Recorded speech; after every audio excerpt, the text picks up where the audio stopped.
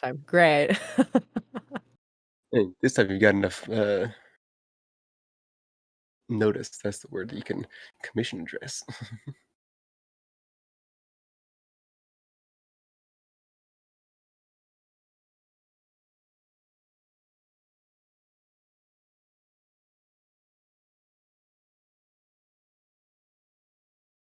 Commission address.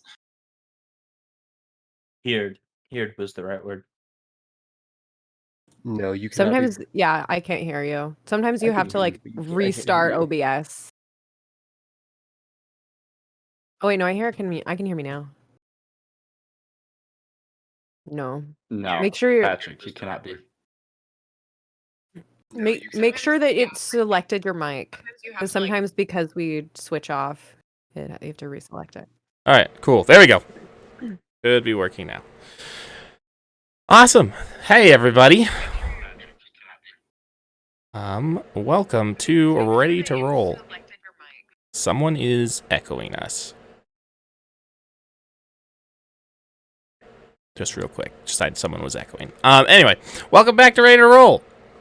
We're here with our slightly smaller class than last time. But we're excited to be here for our 20th session. It's crazy to think that 20 sessions have already gone by. That's just insane. Yeah. But yeah, we're here. Any announcements that we need to talk about before we dive in? Not really. I think there's nothing crazy going on. So we're going back to different strokes on Monday. Yeah, so just the usual stuff, different strokes on Monday. So come watch Lydia paint things. Are you going to have a guest this week, Lydia? Yeah. Probably you again. Okay, that's fine. You're down. That's okay with me. Yeah, I'm down. The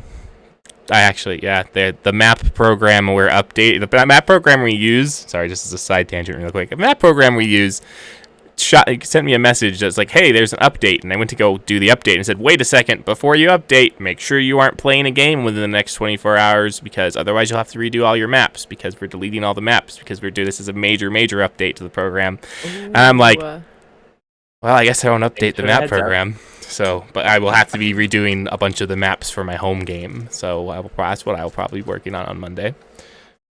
But yeah, just that. And then of course, don't forget that we will go back to rehash the rolls with the Ready to Roll cast next week. That'll be fun to do. And then other than that, that's it. If you missed our episode of Distractions and our first episode of Distractions and Diversions on Monday, it will be up on YouTube as soon as I finish editing it. I started a new job, and so I haven't had as much time as I normally do. But it will be hopefully edited by the end of the evening tonight. But we'll see how it goes. That's really scary. You have a question, Ian? Yeah, I don't want to ask it. Just kidding. Who's on rehash next week? We always decide that at the end of session. Remember?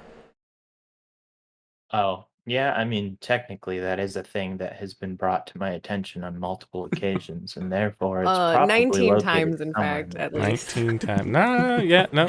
Nope. Maybe 17. 7. I think 17, but I think there was. Yeah. This is just like a deep dive for our audience into the workings of my brain, so. Which is a mystery even to me, who has known him for like 5 years. So longer, 6, like 7, almost 7, yeah. Yeah, like 7. Yeah. Old friends. Crazy. Old friends. 7.5. Anyway, let's not delay, for there is much to accomplish in this Ready to Roll evening. Braden is our friend with the recap tonight. That is right. I forgot about that until you said that. So last time on Ready to Roll, the gang arrived at Norgarn, a city in northern Mordovir, and met with Arkady, who is the prince of the empire. And so they had dinner with the Baron and Arkady and other members of royalty and other guests there. Some interesting conversations were had. Some interesting secrets and revelations came about, with Artyom revealing that he was indeed the brother of the prince. And then, however, that was kept a secret to all the other guests. The party were the only ones who found out about that. Later that evening, in the middle of the night, though, Podara had attacked the city. Though it wasn't a full-blown attack, it did include a dragon and some bug beasts, something like that. Creepy little things. And the party eventually did drive them off, and Anya slayed the dragon. And at the end of that, Arkady saw that with his golden wings glowing, that Artyom was an Asimir, and dawning on him, realized that they were related. After a very serious and interesting conversation between them, Arkady decided to invite Artyom and Drith to join his little band of followers as champions of Silhana, to go off on protect the Empire, do whatever the heck they're doing. And so the party bids Artyom and Drith farewell. And now it is down to these four to continue on finding out what the Profane Guard is up to with Podara and the Norseans. The end. Yep. That's it. Did I miss anything? That was very thorough. I think that's probably one of the more thorough recaps we've had in. So definitely good. So that's where we're gonna pick up. It's the evening. You haven't slept yet. No, I'm at freaking 17 hit points left. Okay. You haven't slept yet. Haven't taken your long rest or anything. It's still the evening. Jelania, I know that you told me some things that you want to go do. If this would be the opportunity to go do them. Yes, I want to go look at the body of the dragon. All right. So you make your way out towards the battlements and where you fought the dragon, and make your way up. The dragon is, still laying pretty much in the same position where you slayed it. Its feathery wings. It does look like there have been people who have come up and looted the dragon per se, because dragon stuff can be very valuable. So there are some scales missing. There are some dragon feathers missing. There are some even teeth and claws missing. But for the most part, the dragon is mostly intact. Huh. I don't like that very much, but unless there's people directly around that I can see doing that, there's not really much I can do about that. But yeah, so Anya's very upset, not having a good time. She's basically going to give up on sleeping tonight. And she's going to take a good long time. I want to examine the entire body of this thing. I want to find where the wounds are, go and find the actual wound that I did that actually killed it, and try and find weak points, strong points, how hard is it to actually cut through the hide, what about the wings and that sort of thing. I want to really figure this thing out. Give me a survival check or a nature check. It's up to you. Those are probably both bad. Hopefully Little Miss Fodder will save me. She didn't. Oh no. Ooh, Little Miss Fodder. It's a shame she's not here tonight. She can't hear her betrayal. Maybe that's why. Maybe the dice only work when Little Miss Fodder's watching. Yeah, it's a 7. It's a 7. Yeah. So obviously you're able to find all the wounds. Don't ask me what all the wounds are, because I know there is a variety of Eldritch Blasts, other kinds of spells, as well as maul and short sword attacks. So I won't give you a full recap of the wounds, but you are able to. You do remember, leaping up onto the dragon's back and giving a good stab in, and you are able to find the wound that you remember vividly dealing the last. You aren't able to identify why that wound was the killing blow. You aren't able to, other than that, as far as you can tell, the dragon is very resilient and very armored and not easily pierced, but you just it must have been sheer dumb luck that you were able to find the one spot that would let you pierce down into it and kill it.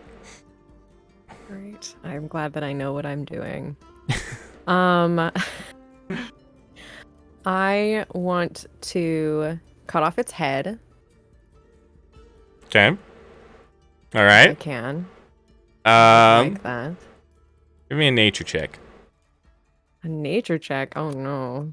That's. I Please, mean, Miss Fodder, please do better. You can persuade me to another check if you want to try, but Maybe a call for help from your party member check. I don't know what you guys are doing. I've just left. So I don't know what I you was guys are. gonna get Corvid Corvid and Piotr some of my stashed healing potions because I know that they got hit a lot harder than I was, and then I was gonna go check out the dragon as well. So well, at the moment Jelania is alone. So what did you get for the check? It was another 7. Another 7. You are trying your hardest to hack off this dragon's head without mutilating it, but you aren't doing a very good job of, you are, if this is, this will be, it will be a pretty mutilated dragon head by the time If you I get it off, if you continue on? continue on. Okay, then I'm gonna find one of like the guards or soldiers on the battlement, and I'm just gonna be like, "All right, I know that some of you have been picking through this thing already. Perhaps you're maybe more familiar with it than I am. As something slain on the land of your master, the boyar, I believe it would belong to him. So if you would please remove its head from its neck, give it, maybe he can stuff it, put it in his hall of trophies or whatever. There's not often that a dragon is slain on someone's land. I only request to him that a fair amount of scales and feathers are sent to my brother in Cordovan. Okay. All right. Give me a persuasion check. I need to use it. Okay, little Miss Fodder, I'm sorry. It's a 1. It's a 1. Oh! Ooh. Why is it so bad? Why was it so bad? Like in total, that's like that's a 6 because I have a +5. So the guards kind of look at you and are like, "Why should we listen to you, you halfling wench? I mean, tiefling wench, halfling. Oh my god, tiefling wench. Why should we listen to you?" I Sounds suppose right. maybe there is no reason, but as an honored guest of the boyar, if you wish to refuse my request, Honored we'll see guest what of the boyar. effects are. Boyar wouldn't let a tiefling be an honored guest. You don't know who you are. Go back to the streets, you beggar. Wow. If I were in a better mood, maybe I would kill them or something. So I'm just gonna turn, find somewhere to hang out by myself for a little while. Okay. Or something that other people need to do for a little bit. So Kadiak, since you want to, so first, how many healing potions are you giving to your 2 teammates? I was giving him 2 each, 2 each. Okay. All right. and that's all of the ones that I had. I had 4 stashed over the last 20 sessions. 20 sessions worth of healing potions. Here we go. Yep. All right. Each get 2. Okay, so you do arrive at the dragon. You can, it's after Jelania's left. You can see the kind of mutilated head chopping. Not the most skillfully done thing. But what would you like to do with the dragon's corpse? Well, I'm going to take a few of the scales and feathers and possibly a tooth or 2 for myself. Okay. But then Give me a survival check or nature check. Will you pick whichever one of those to do that? let's do survival for that. That is a 17. All right. So you are much more successful than Lydia. Were you going to attempt to finish the removal of the head, or did you just? I was going to do that next. You're Yes. going to do that next. Okay, so you are more Yes. successful.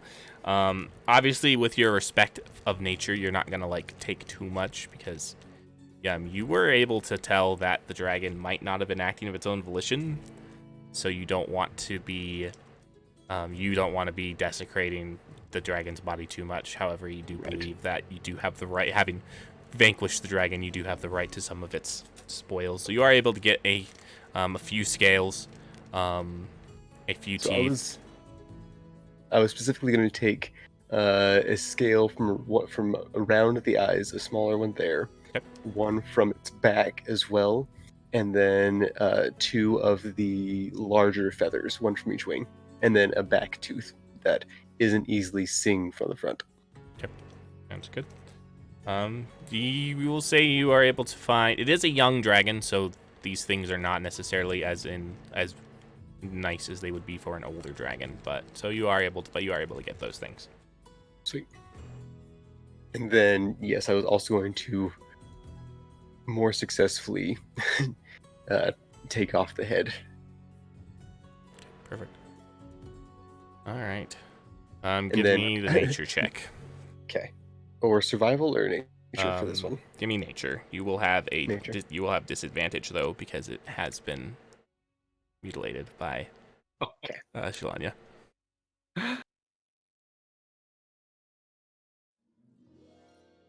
Oh, I got a nat 20. Screw you!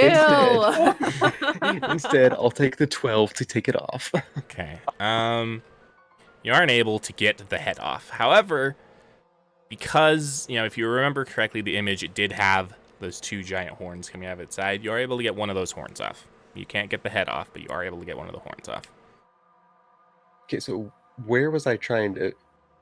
Well, I imagined that Lydia was cutting along the neck, and you, started, and then we're like, this isn't going to work, but if this is going to get mutilated, so you just took your maul and, chiseled off a horn. Okay. Cool. All right. Anyone else have anything they are doing before they sleep this evening? Besides Lydia. I know Lydia has other stuff, but she wants you guys to do your stuff first. Oh, okay. How much of a commotion are they causing? with Well, I this mean- dragon? Well, I guess the dragon's far enough away. Yeah, not like a huge commotion. It is pretty late at night, so They're being polite. yeah. Good for a Norse saying. But you probably wouldn't be aware that they're at the dragon unless they had told you they were going to the dragon. So Dope. Yeah, I haven't said a word to anybody, so no. I would have said, okay, I'm going to go to the dragon. Cool. Um, Yeah, go ahead, Piotr. no, go ahead. Go ahead, Corbett. Oh, okay. So I, after kind of things calm down a bit, I make my way over to Arkady's quarters, kind of at his door or his suite. Have the guards tell him that I've come just to talk really quickly, really briefly. Okay. Because we're probably going to see each other tomorrow, but just had a last thing to tell him. Arkady steps out of his room after the guards get him, and he says, "Corvette, how can I help you? I'm just learning as much about my new brother as I can." Well, that's good. I'm excited for you. You've always wanted a brother, so very excited. And the one thing I wanted to just give you a warning is to watch out for him. Watch out, protect him, because you are known as the prince. He's an unknown, and some people may not like that. Watch over him and Drith. Have their backs. Promise me that. That is the plan. No, nothing will happen to them under my watch, I assure you. Okay. That's all I wanted to say. Thank you. And just, Artyom, there'll be moments when you guys will butt heads. You're brothers. You both can be very stubborn sometimes. So, but have fun getting to learn all about your new brother. Butting heads is unfortunately a part of politics sometimes. Better I get used to it now than later. True. So, all right. Well, thank you, and I will take my leave. We'll see you tomorrow at the planning meeting. See you tomorrow. And I just head out, and I will make my way back to our barracks, and then looking at kind of the setup that we had. There's the hammocks, and just kind of looking at the emptiness of the beds right now. Head on up through the trapdoor up to the battlements just to be outside and put on a jacket, or take the blanket that Kadiak made and wrap that around me while I'm standing on the battlements. Good. Sounds good. All right. Piotr, what are you doing before you go to bed? None of your business. Piotr. And Piotr died and was never seen again. All right. Just kidding. Piotr falls and trips and falls off a balcony. Falls over the rampart, so whatever they're called. Or the ramparts. You forget Anyway. I am the god of this world. So. Oh wait, I sang that to the wrong tune. Anyway, Piotr is going to take out Anya's. No, not Anya's. Svetla's journal? Svetla. I was like, Svetla is the name, but I'm not sure I didn't make that up. So, Svetla's journal. And read something. I'm assuming, I don't recall, Ian does not recall, Piotr's brain does not recall giving it back to Anya. Oh, you still have it. Give me an investigation check if you want to read it more. Piotr can only read if he rolls higher than a 10.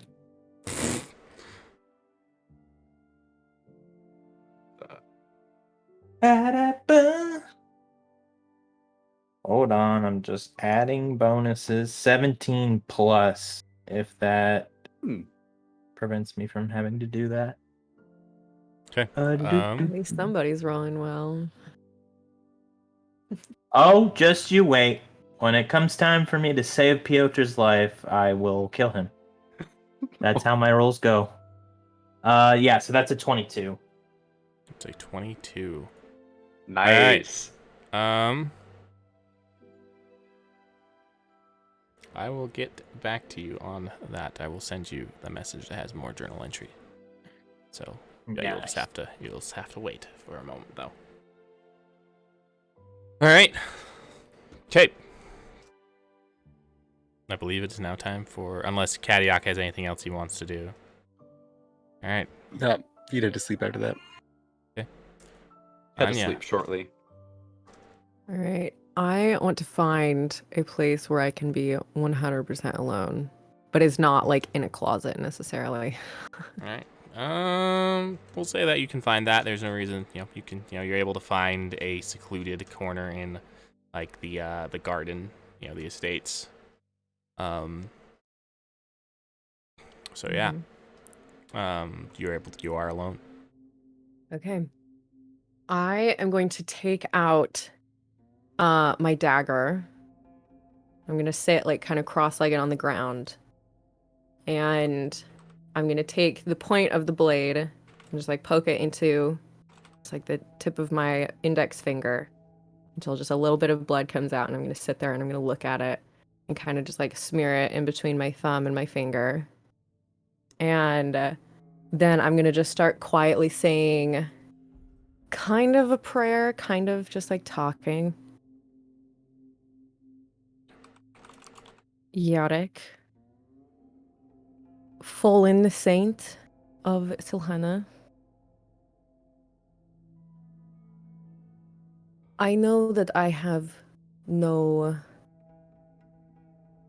draw on you. I have no authority or privilege to call on you. I don't even know if we actually share any blood, if I'm one of your descendants or that of one of your followers I don't even know.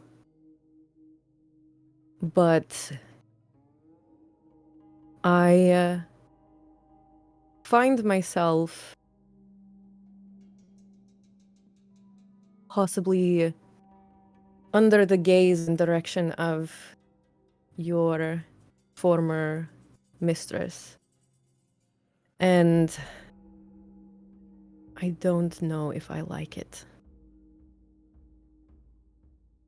When we learned about you, it was always through the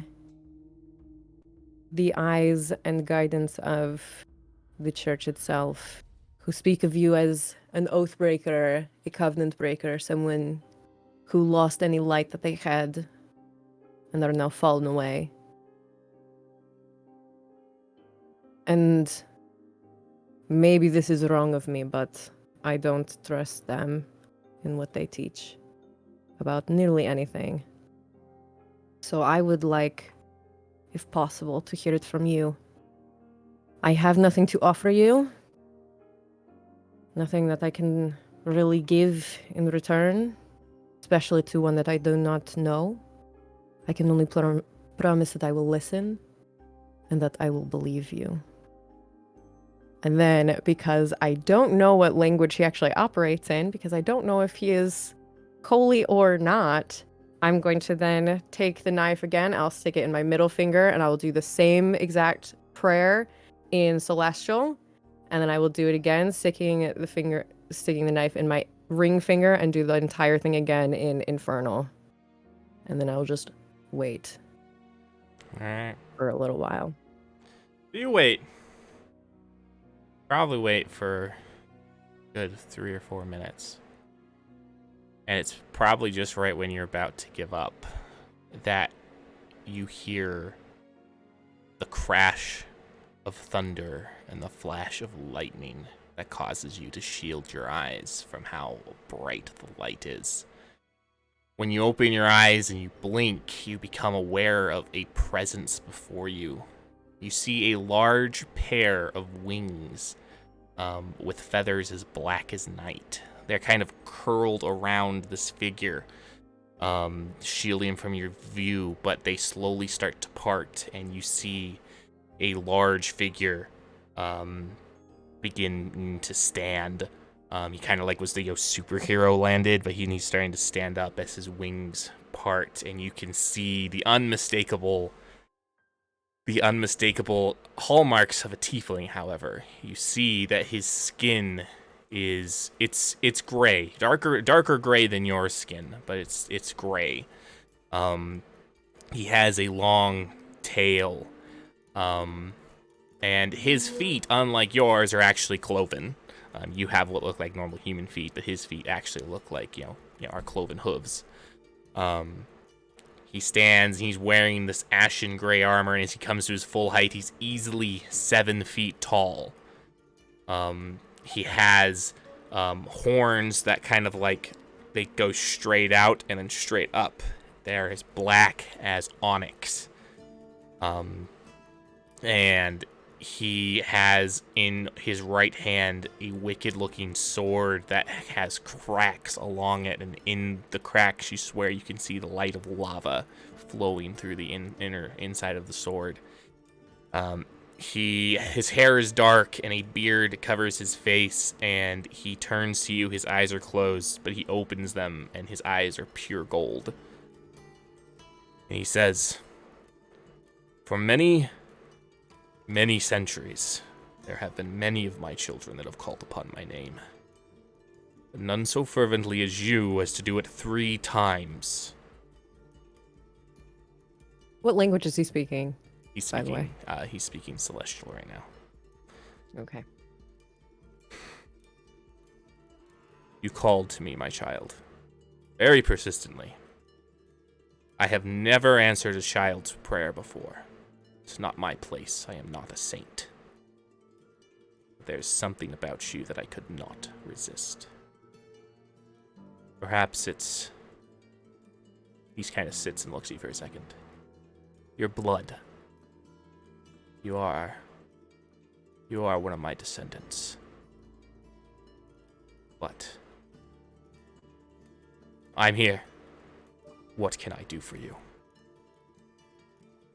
Like I said, I want to know what actually happened to you, what your decisions actually led to. Want to hear it from you and not from people who completely reject and despise you. You want to know what actually happened? Yes. You don't believe what the church has told you. Why would they lie to you? Why would they tell the truth? If the truth could be something that shakes the status quo that they've established.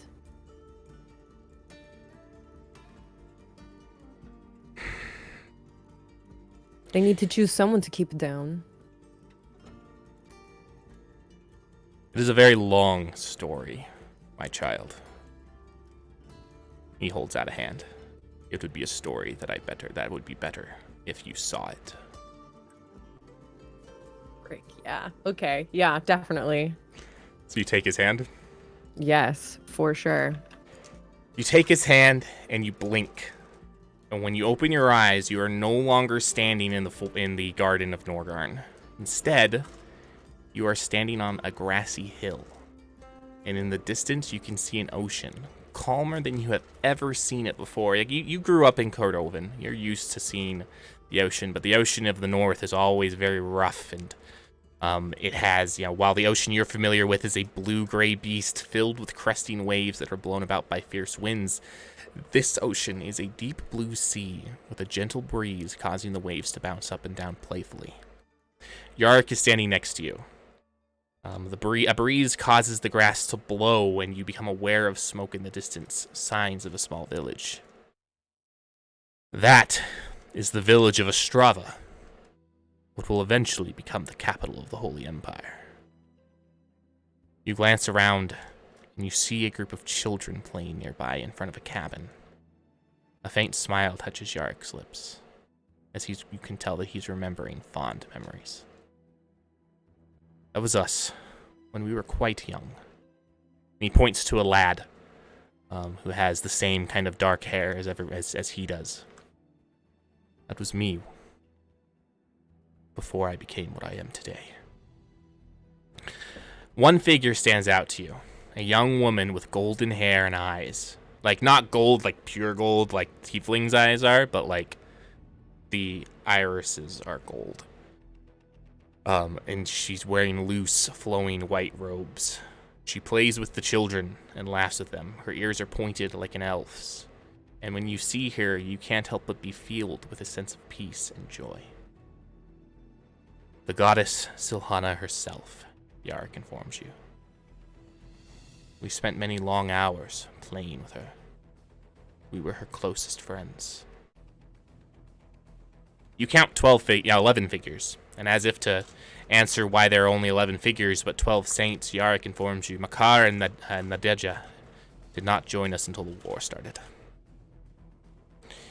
You watch them play for a bit, and you can feel Yarrick's longing, and you realize that the emotions that you're feeling right now aren't your emotions. You're feeling Yarrick's emotions. Yarrick is to help tell you this story. Yarrick is having you feel what he feels.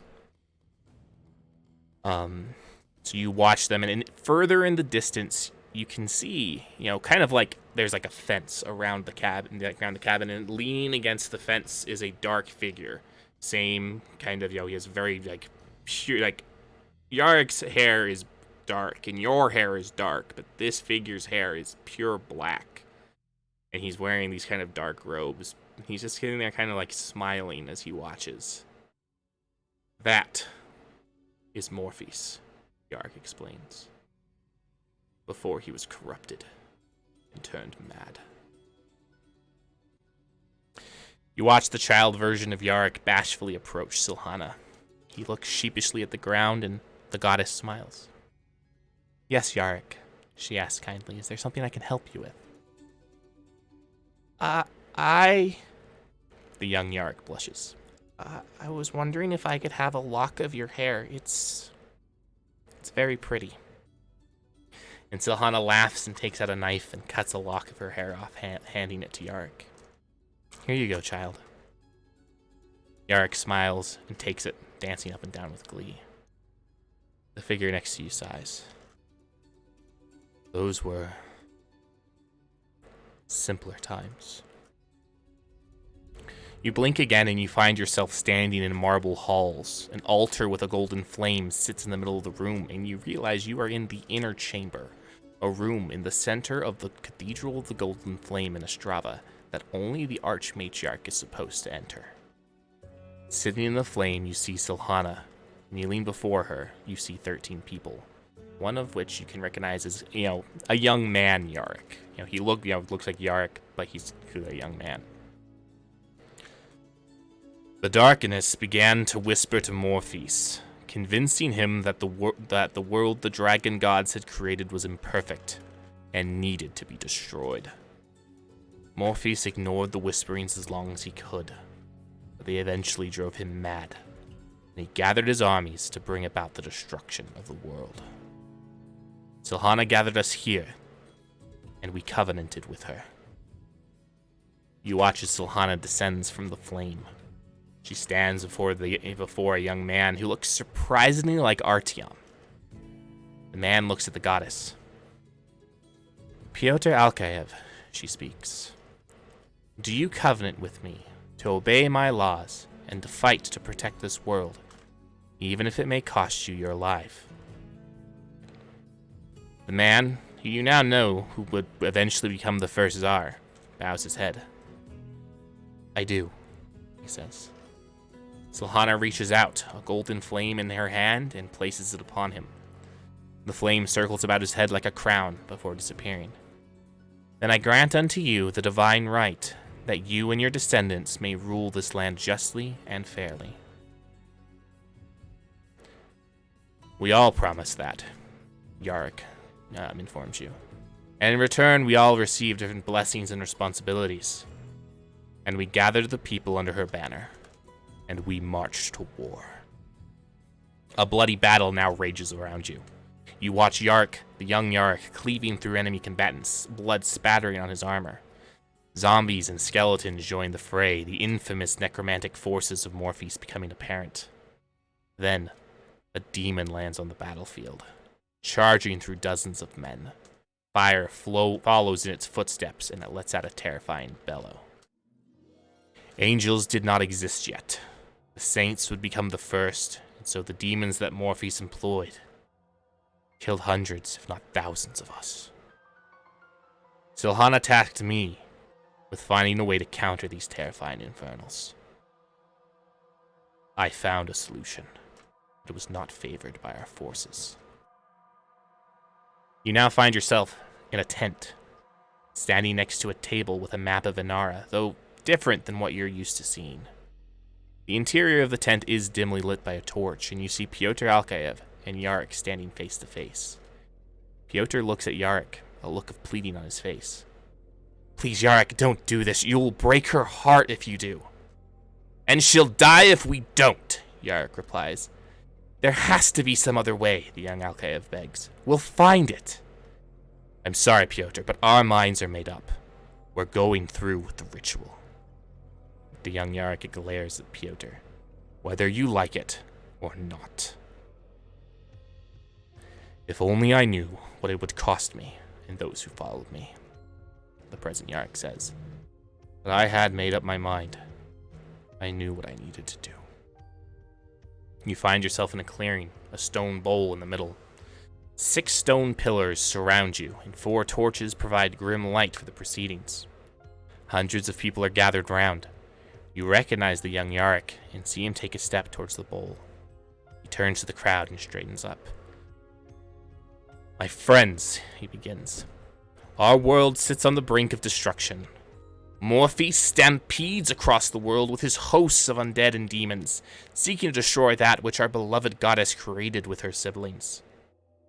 He looks to the ground, gripping something in his hand, which you recognize as the lock of hair that Silhana gave him all those years ago. He then looks back up, and she has tasked us with finding a way to deal with the demonic menace. He turns to one side of the circle, and we have found a way. The crowd parts and a demon is brought into the circle, bound with silver chains and magical runes. It roars and it struggles, but it is contained. Yarrick approaches it as the men leading it have held it over the stone bowl. Drawing his sword, the young saint slits its throat, and you watch the blood pool down into the bowl. Yarrick then looks at the lock of hair, and you see a brief moment of sadness cross his face. It then turns to resolve, and he tosses the hair into the blood. The blood begins to boil and to seethe, and it turns into a murky black liquid. Yarrick looks to a man next to him, who holds out a chalice. Yarrick turns back to the crowd as he takes the chalice. "This," he says, raising it to the air, "is the first step to winning this war. With this added strength, we will be able to turn back the demons and save our world." He then dips the chalice into the liquid and draws it to his lips, taking a drink. The effect is instantaneous. He drops the chalice and begins to cry out in pain and agony.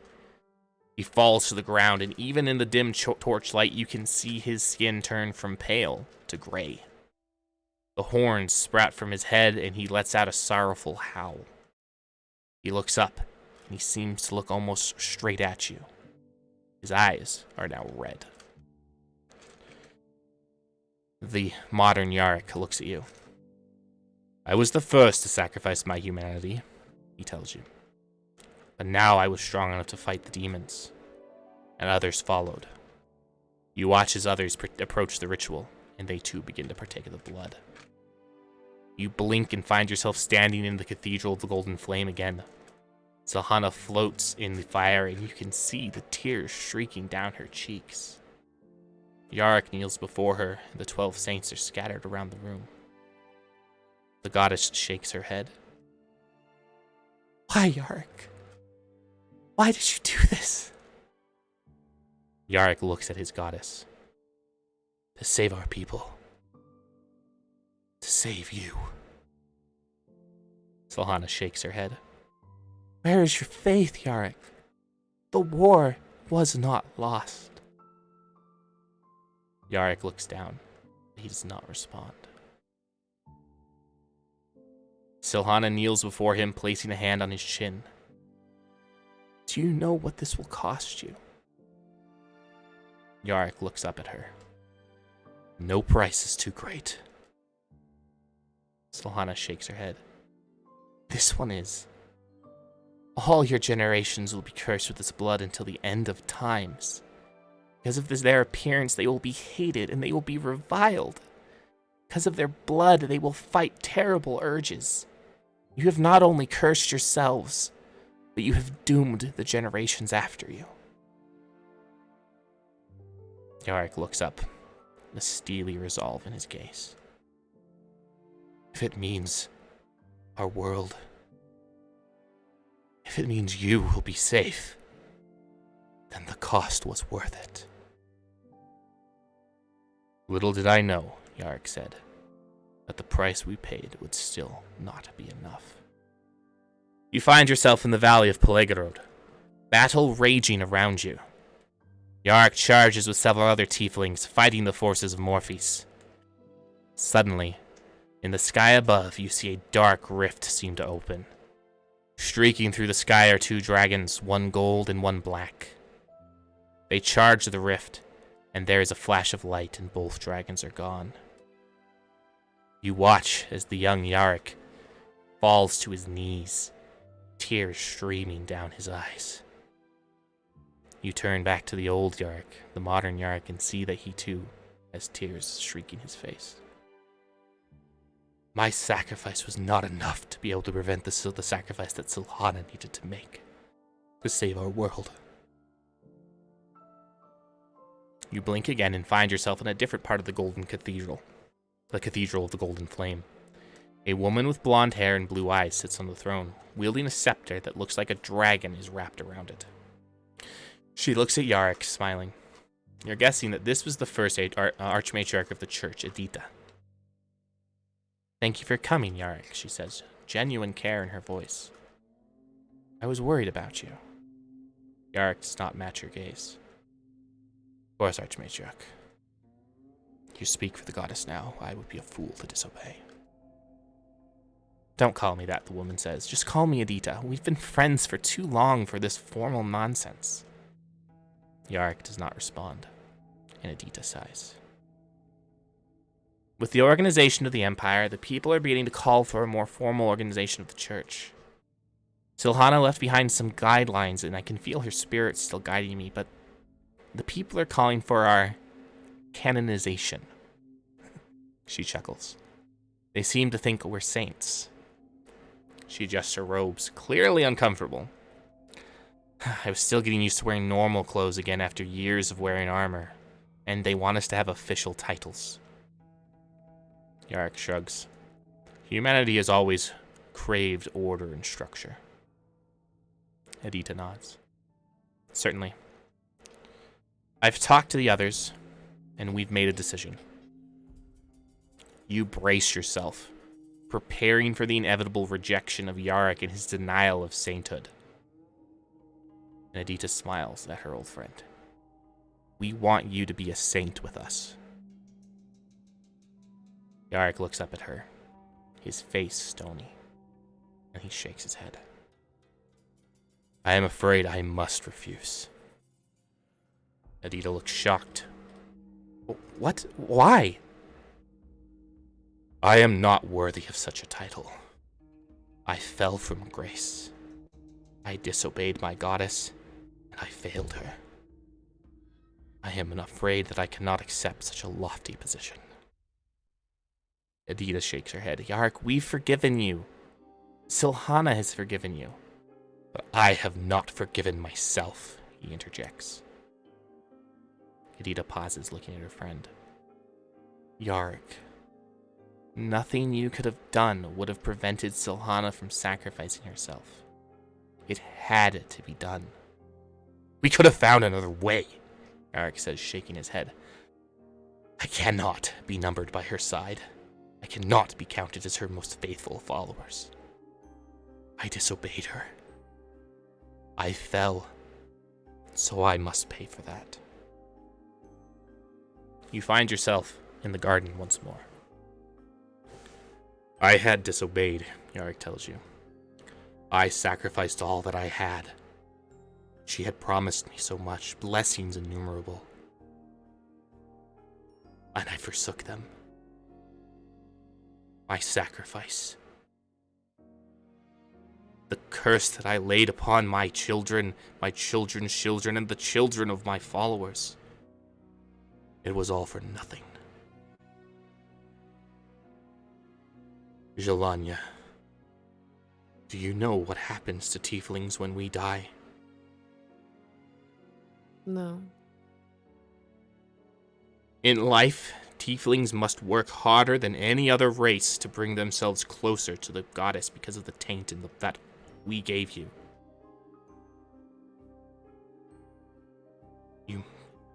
If you work hard and bring yourself close to the goddess, your reward in heaven will be greater than anyone else's, because you had to struggle so much harder. But those who choose to distance themselves are sent to the infernal realm to join my army. And we fight a constant war against demons. The demons' armies are nigh on infinite, and no matter how many souls join my army, that will never be enough. Do you want to join my army, Jelania, and fight demons with me for the rest of your days, eternity? Is that what you want?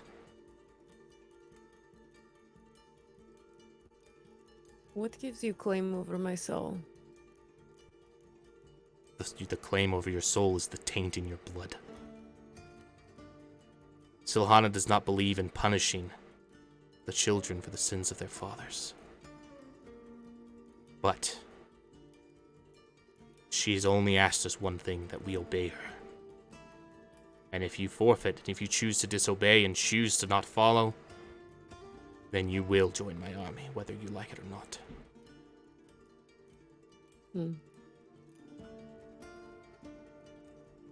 But did I answer your question? Do you see the truth? I believe so. I disobeyed, and I did not deserve a place by my goddess, even though it was offered. Yes, even though you fell from your supposed humanity, you carried too much of your human desire and craving for perfection to accept it. No. I loved Silhana, and she asked only one thing of me. The commands of the goddess are not difficult. In the end, the only thing that I had to do was not partake of that blood. And I thought that to save my goddess, it was worth it. But do you feel that she had a similar love for you? Because to me, when someone cares for another, they don't require endless and perfect obedience.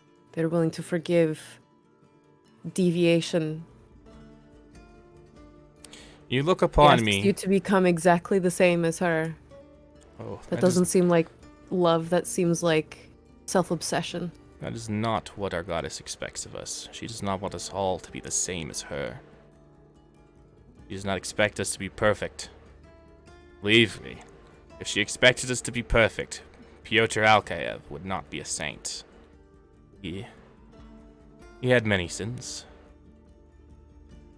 No. She only asked that we try our hardest. And instead of trying my hardest, I chose to disobey.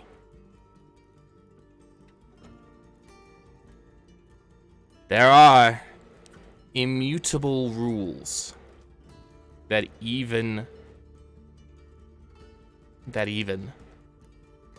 the gods have to obey. There are powers beyond our gods that we know that demand order or chaos.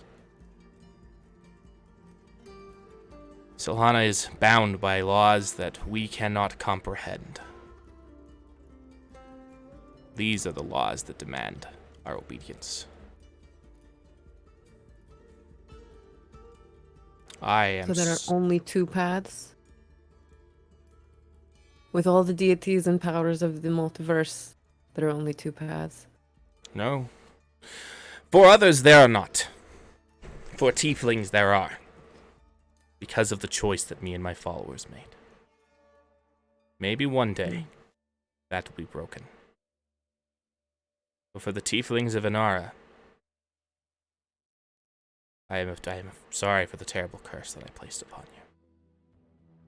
If I had fully known the true scope of my actions, I never would have done what I had done.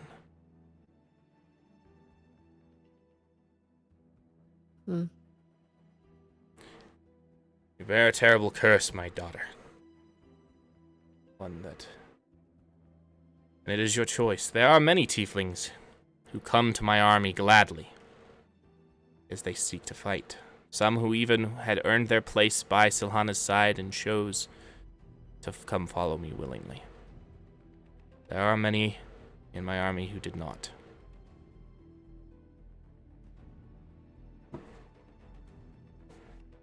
The truth of the matter is that I rejected the place that the goddess had for me.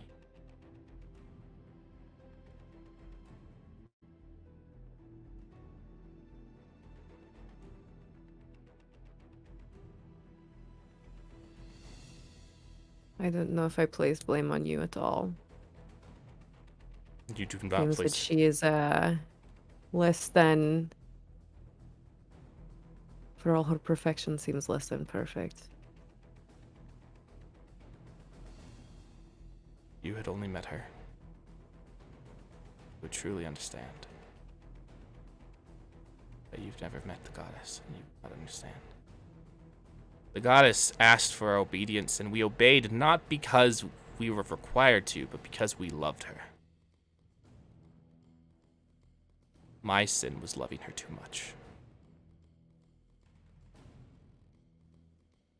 To the point where I didn't have confidence in her.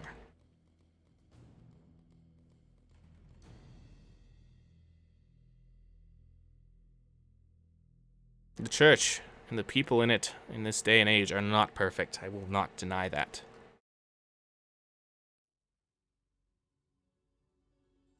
But No. the goddess. One day I hope she awakens.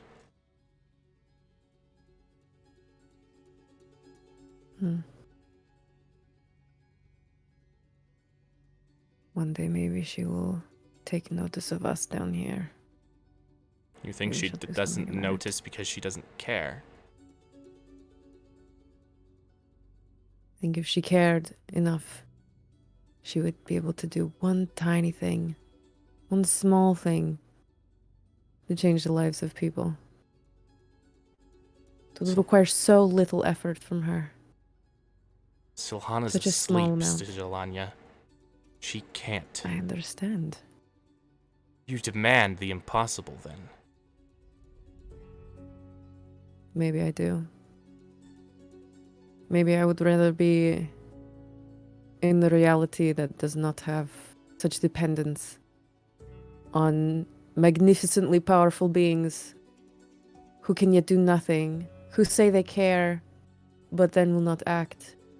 Maybe I would prefer that us individuals, us peons, us nothings, have a little more control to change our own destinies, to do things that we wish, not to be fooled around with by people that we can't push back against. Your decisions determine your destiny, Jelanya. You can choose to come fight in my army, or you can choose to go join Silhana at her slumber. When Morpheus went mad, the other dragon gods chose to cower in fear, and it was the goddess who raised up an army to fight against him. You think that she doesn't act because she does not care? If she could, she would fix every problem in this world. But she can't, Jelanya. That's why we're here.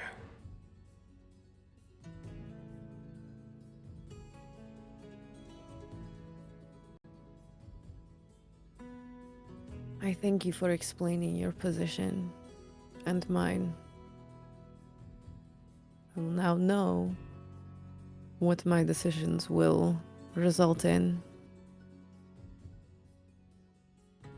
At least now I am informed.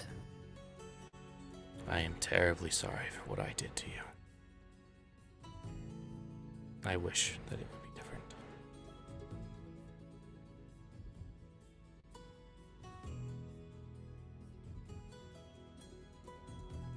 And with that, Yarick is gone.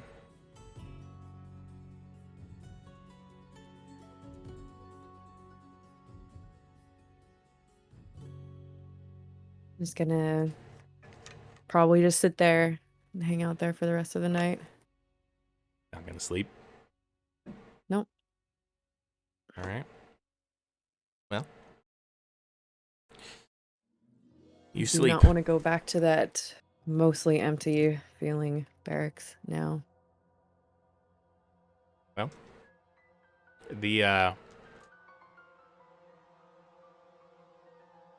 The rest of you do sleep.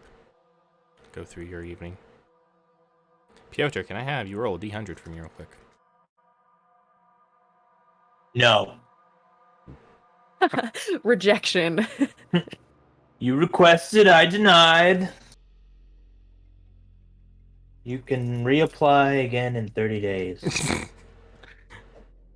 1 second. I'm getting a correct dice out because I never do for D100. Don't know why. It's the hardest thing for me to figure out.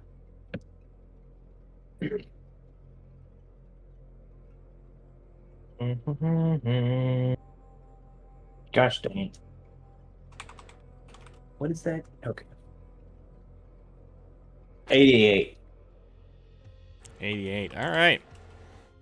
You toss and you turn in your sleep. And you find yourself standing on a balcony. Oh no. You turn, you see the face of a woman. That last time you saw her was also on a balcony. However, blood cakes the side of her head, drips down, and she looks at you and says, "Why, Piotr? Why did you do this to me?" And she reaches out and shoves you, and you go back over a balcony, and you awaken with a start in the morning.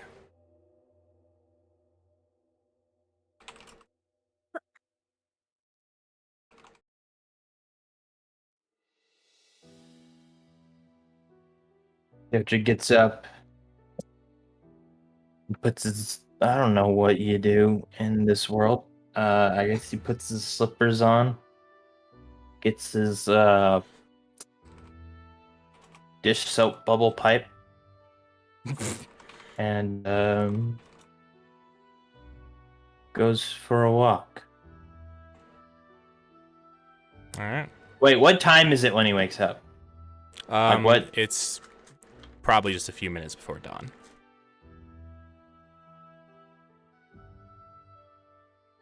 Okay. Is there any activity that he sees? Like, I mean, is anybody up? there's a Anybody they few- know I mean, particularly? There's a few guards that would be walking around. It's up to your companions whether they're awake or not. Nope. Going into it. I'm awake. I mean, Jelania's awake, but she's having a theological existential crisis. Seriously though, I mean, she's probably more pissed off than she was before.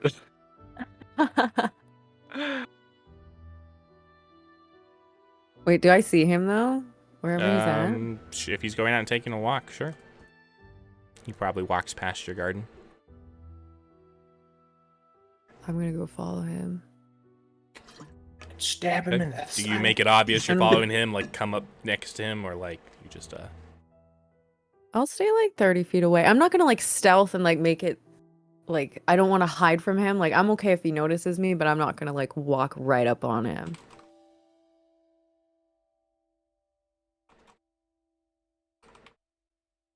Okay.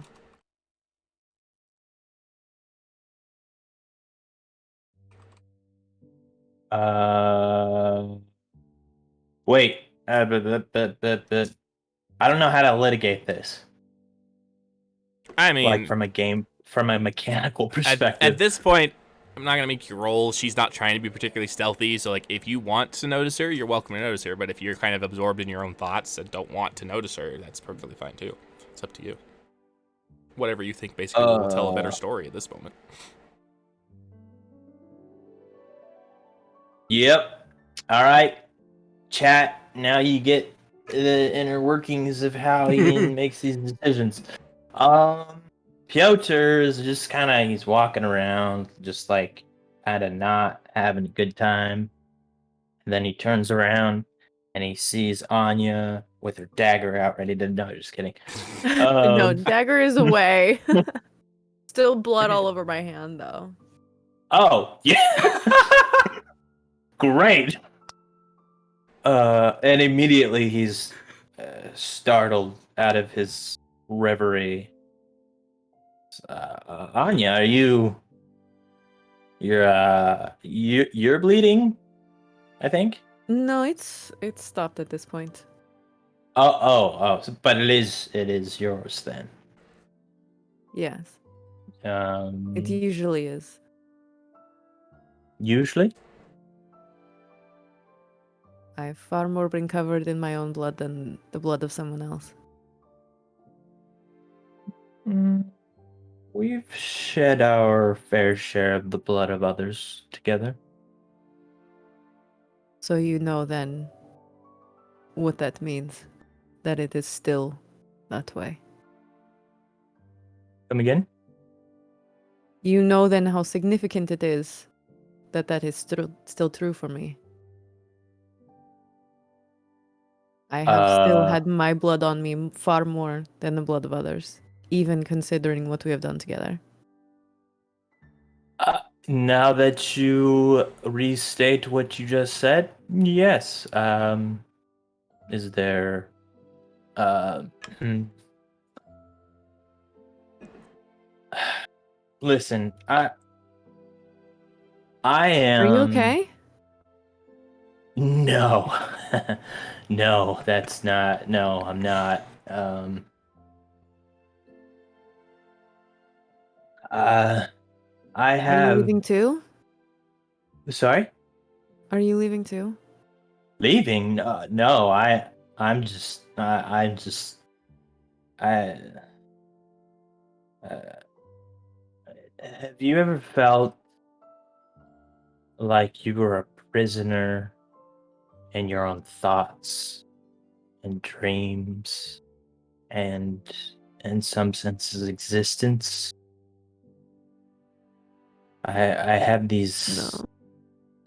bouts where a thing, the murder thing, is just, I don't know how to explain it. It is just thrust upon me, and I have these dreams, and I don't know. It's hard to put everything into words. It won't let you rest. No.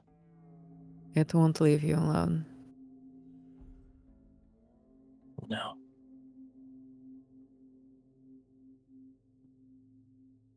That means you haven't conquered it yet. Yeah, but to be fair, I don't even know what the terms of engagement are. I don't know what the battlefield is. I don't know what my Honestly, knowing might not goal be is. good. But you said you told us when you first talked about it that it happened right before we were all taken. So you don't even really know what the aftermath has been. No, I mean, I I haven't seen any wanted posters with my name and face on them, I guess, or an artist's rendition. So that's good. I don't even know what to call that. It's a development or a lack thereof. I don't know. Is that the only resolution you want? To not be caught? To not be implicated? You knew this person, didn't you? Yes. You cared about this person. Yes. We work together. Just I don't even that night to me is so hazy, opaque almost.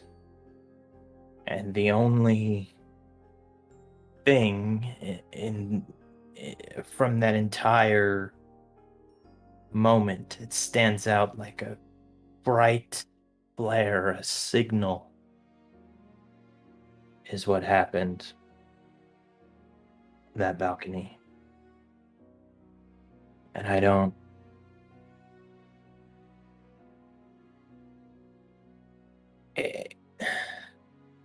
It's like we've got this errand from a goddess, and yet I'm morally compromised, and I need I feel that I need my reputation intact to carry out this thing that we've been commanded and instructed and chosen to do. But what does that mean for the life I took? What does that mean for her brothers and her mother and her father and her friends?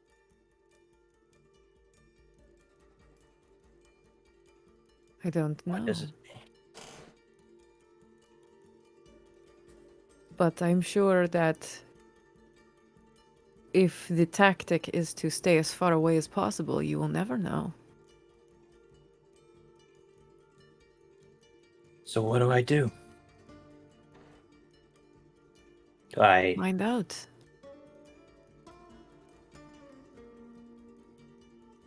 Yeah. I was away from home for 3 years. I had no idea what had happened to them. It was a painful 3 years. For more than, just the physical reasons.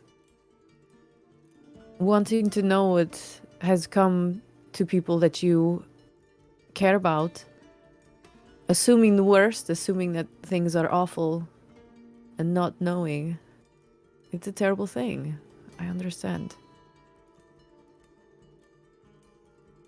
And it's not, I mean, it's worse because I know what happened. I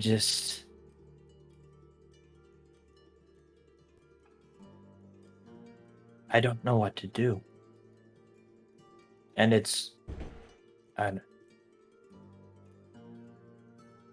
I need to man up, Anya.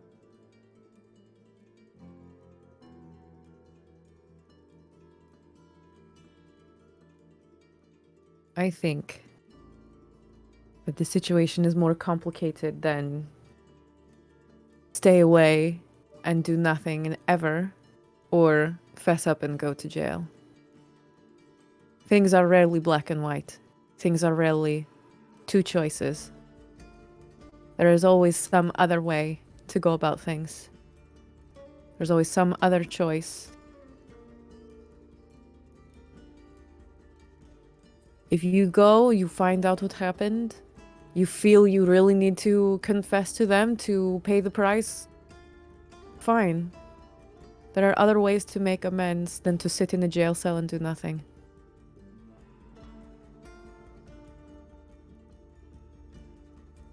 And whatever it ends up being is better than living a life where you're haunted.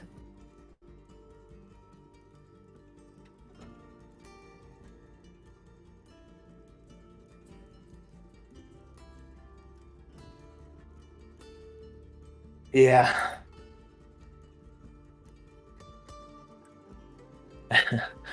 I'm already in a jail cell on some level at this point, I guess. And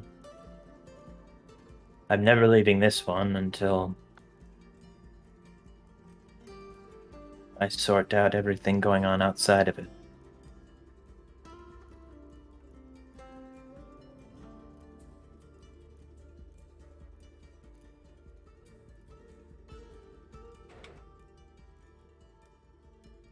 I'm not good at this.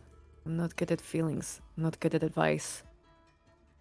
But if you are suffering so, and it is incapacitating you, it's something that we need to resolve.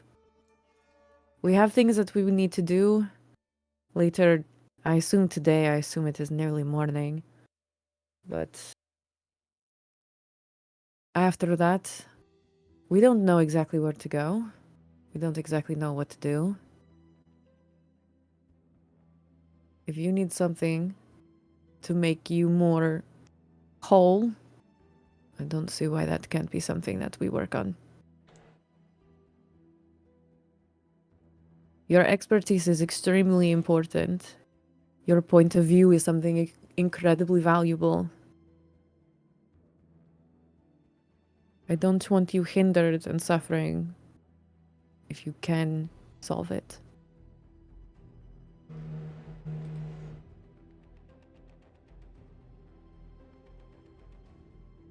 Yeah. To the future. And repaired vessels.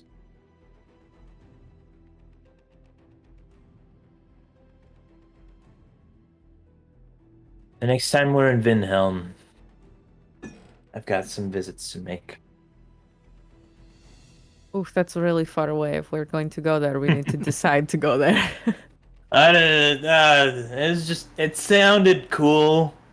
Like a cool thing to end on, you know, I'm good at that. You know, I like strong closing statements. Basically what I'm trying to say is I think I need to go to bed. But first, You just woke up. wait, but did I wake? Okay, my conception of this, I forgot about that technically. I mean, no, like, my conception of this is like I woke up after a fitful sleep. That's fair. Very early, That works. Don't challenge me, fool. Just kidding. Challenge me all you want, because I get stuff wrong.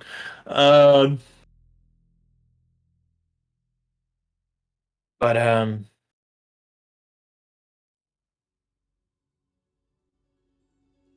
you ever need to talk about the blood on your hands, yours or anyone else's, you know where to find me.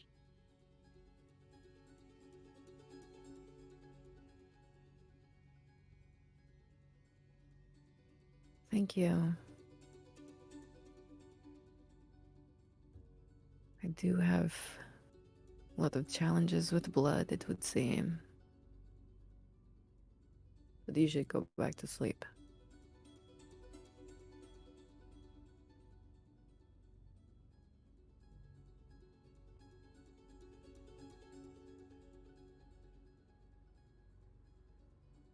Sometimes a good sleep can help clear the head a bit.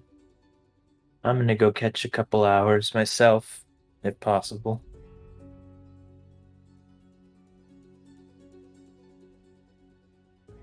Okay.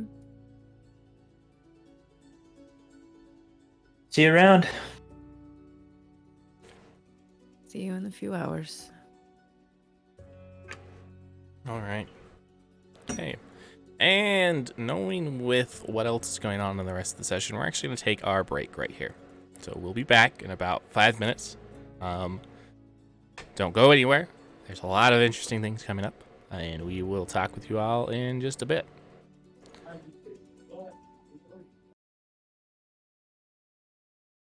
Inara is a world where the forces of light and darkness clash constantly. However, it can be sometimes difficult to determine which side is which. With 2 inhabited continents, Enthar and Mordver, Inara was created by the dragon gods millennia ago. While legends say many of the dragon gods left to explore other planes of existence, there were a handful that stayed behind to watch over this world that they had made. While 8 nations house the population of Inara, we'll be focusing on the eastern continent, specifically the nation of Mordver. The Holy Empire of Mordver was founded millennia ago at the end of what is simply called the Ancient War. The dragon goddess of light, Silhana, and the dragon god of darkness, Morphes, took upon themselves humanoid forms to lead their armies to battle. Silhana's 13 commanders fought against the necromancer cultists of Morphes, in a war that culminated in a battle at the Valley of Pelegorod. With the dead rising again to fight for Morphes, the army of the Dragon of Light looked as if it were about to be overwhelmed. But Silhana took to the skies in her dragon form and clashed with Morphes directly. In a flash of light and shadow, both dragon gods were gone, and the undead hordes that supplemented the armies of darkness fell to the earth. When the battle had concluded, the remaining members of the Army of Light banded together to form the Holy Empire of Mordver, with the Church of Silhana becoming the leading religious authority of the nation. Our story will take place several centuries after the end of the Ancient War. Tsar Alexei VI rules from the Ashen Palace, following the guidance of Archmatriarch Alexander III. The Empire is experiencing an unprecedented era of peace and prosperity. But behind the scenes, a storm is brewing. and the forces of darkness once again threatened to envelop the light. At the dawn of time, the dragon gods created the world and all that was in it. However, Morpheus was not pleased with their creation and sought to corrupt it into his vision. Silhana, youngest of the dragon gods, came to creation's defense, earning her the spot of Morpheus' eternal rival. The two came to be known as the dragon gods of light and darkness. At the beginning of the ancient war, Silhana gathered her 13 commanders together, uniting them in preparation for the battles to come. They waged war on Morpheus and his cultists, but the necromantic powers that the followers of darkness employed made the war difficult. Prior to the Battle of Plegorod, Silhana called Adita Volkov and Pyotr Alkev before her. To Adita, she gifted the dragon scepter, instructing her to nurture the faith of the people. When Silhana left, Adita became known as the Archmatriarch of the Church, and it was she who formed it into the organization it is today. Structured on the faith of Silhana and the 12 Saints, the modern-day Church of Silhana has a strict hierarchy.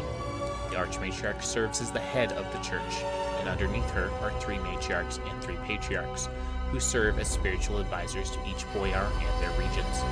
Under them, there are numerous bishops and lesser clergy, whose responsibility it is to serve spiritual needs on a more local level. Devoted to the dragon god Hesram, the dragon of nature, the people of Antarin seek to live in harmony with nature and all found therein. They have learned to use their magic to create magnificent structures and monuments that grow from the ground. Art and craftsmanship is everything to them. Due to their appreciation of art, it can be common for young druids to leave Antarin in search of inspiration from other parts of the world. Antarin is the center of druidic magic for the world, and they can sense when something is out of balance, and they will take decisive action to remedy this. Before the battle at the Valley of Plegorod, Silhana called Saint Pyotr Alkev and Saint Adita Volkov before her. To Saint Pyotr, the dragon goddess of light granted the divine right, the right for him and his descendants to rule the holy empire they would form. Since that time, the Alkavan dynasty has ruled the holy empire of Mordor as Tsars. Ruling from the Ashen Palace in Ostrava, the Tsars of Mordor serve as the custodians and guardians of the holy empire, seeing to the temporal needs of its people. However, the lands of the empire are vast, covering most of the eastern continent. As such, the Tsar delegates his authority in a feudal system to 6 boyars underneath him. In turn, the 6 boyars delegate their authority to barons underneath them. Under the barons are non-landholding nobles known as lords. Every village has a sheriff, an elected member of their community who answers directly to the local baron. The sheriff is in charge of enforcing the laws passed by the baron, as well as training the local militia. Want to learn more about the world of Inara? Click the link below to go check out the official Inara and Ready to Roll wiki. It is the frigid north of the eastern continent that the tribes of Norsay call home. The harsh weather has forged them into a hardy people, capable of overcoming anything that stands in their way. The Norsaean tribes share common ancestors with the Morviran people to the south, but there is little feeling of kinship there. The Norsaeans are infamous for raiding Morviran cities, either along their coasts or across the borders, though particularly brave tribesmen will venture even further south in hopes of greater spoils. The Norsaean religion is unorganized, all but straight out rejecting the dragon gods. Instead, they worship the wild spirits, ancestral or animal spirits that teach them to survive. The shamans commune with the wild spirits, seeking their guidance for their tribes. Due to their unique religious nature, the Norsaean tribes do not see lycanthropy as a curse or disease, as the other cultures of the world do. In fact, they see it as a blessing, an honor to be bestowed, not to be sought after. Each form of lycanthropy has its own unique path, but the 2 most common are the path of the Ulfdine and the path of the Urdine, the path of the werewolf and the path of the werewolf. A warrior must be selected for this honor by the wild spirits, after which he goes on a journey to prove himself worthy. Once he has done so, he will receive the ability to change from a fellow member of his path. Hello everyone, we are back. Welcome.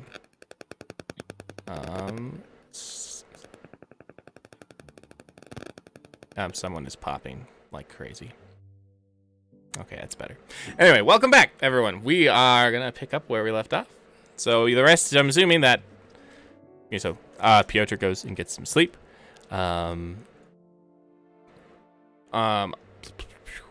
Anya does what Anya does.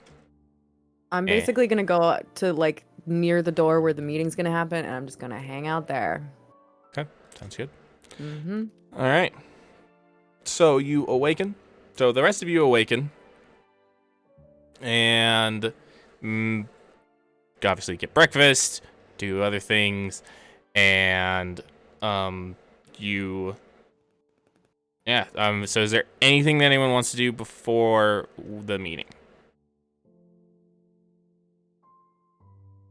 Are we bringing the shaman into the meeting with us at the beginning? Is that what the Yes. decision was? Mhm. Okay. So Kadiak will be going to help escort her to the meeting. Okay.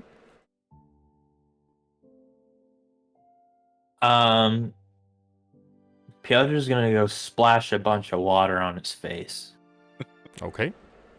Oh, by the way, Piotr, can I have you give me a Constitution saving throw? Oh no, what happened? Oh, no. Exhaustion. Nightmare check.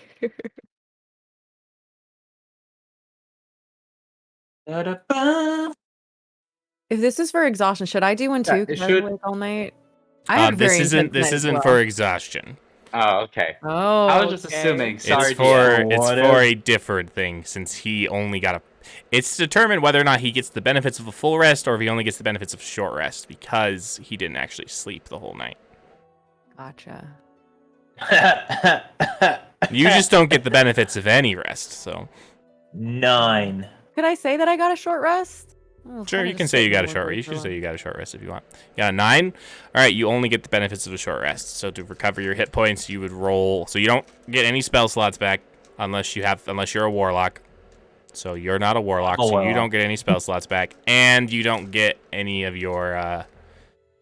And you get to spend hit dice to regain your hit points, and so you pick a number of hit dice, which is for a bard. Each hit dice is worth a d8. 6 And it's- D8. As you know, you're level 7, so you should have 7d8 hit dice.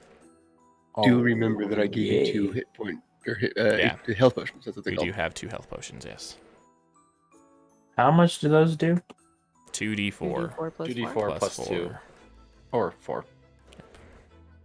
What is it? 11. I'm just gonna. I don't have enough D8s for that. What is the we got it? There's a dice channel somewhere.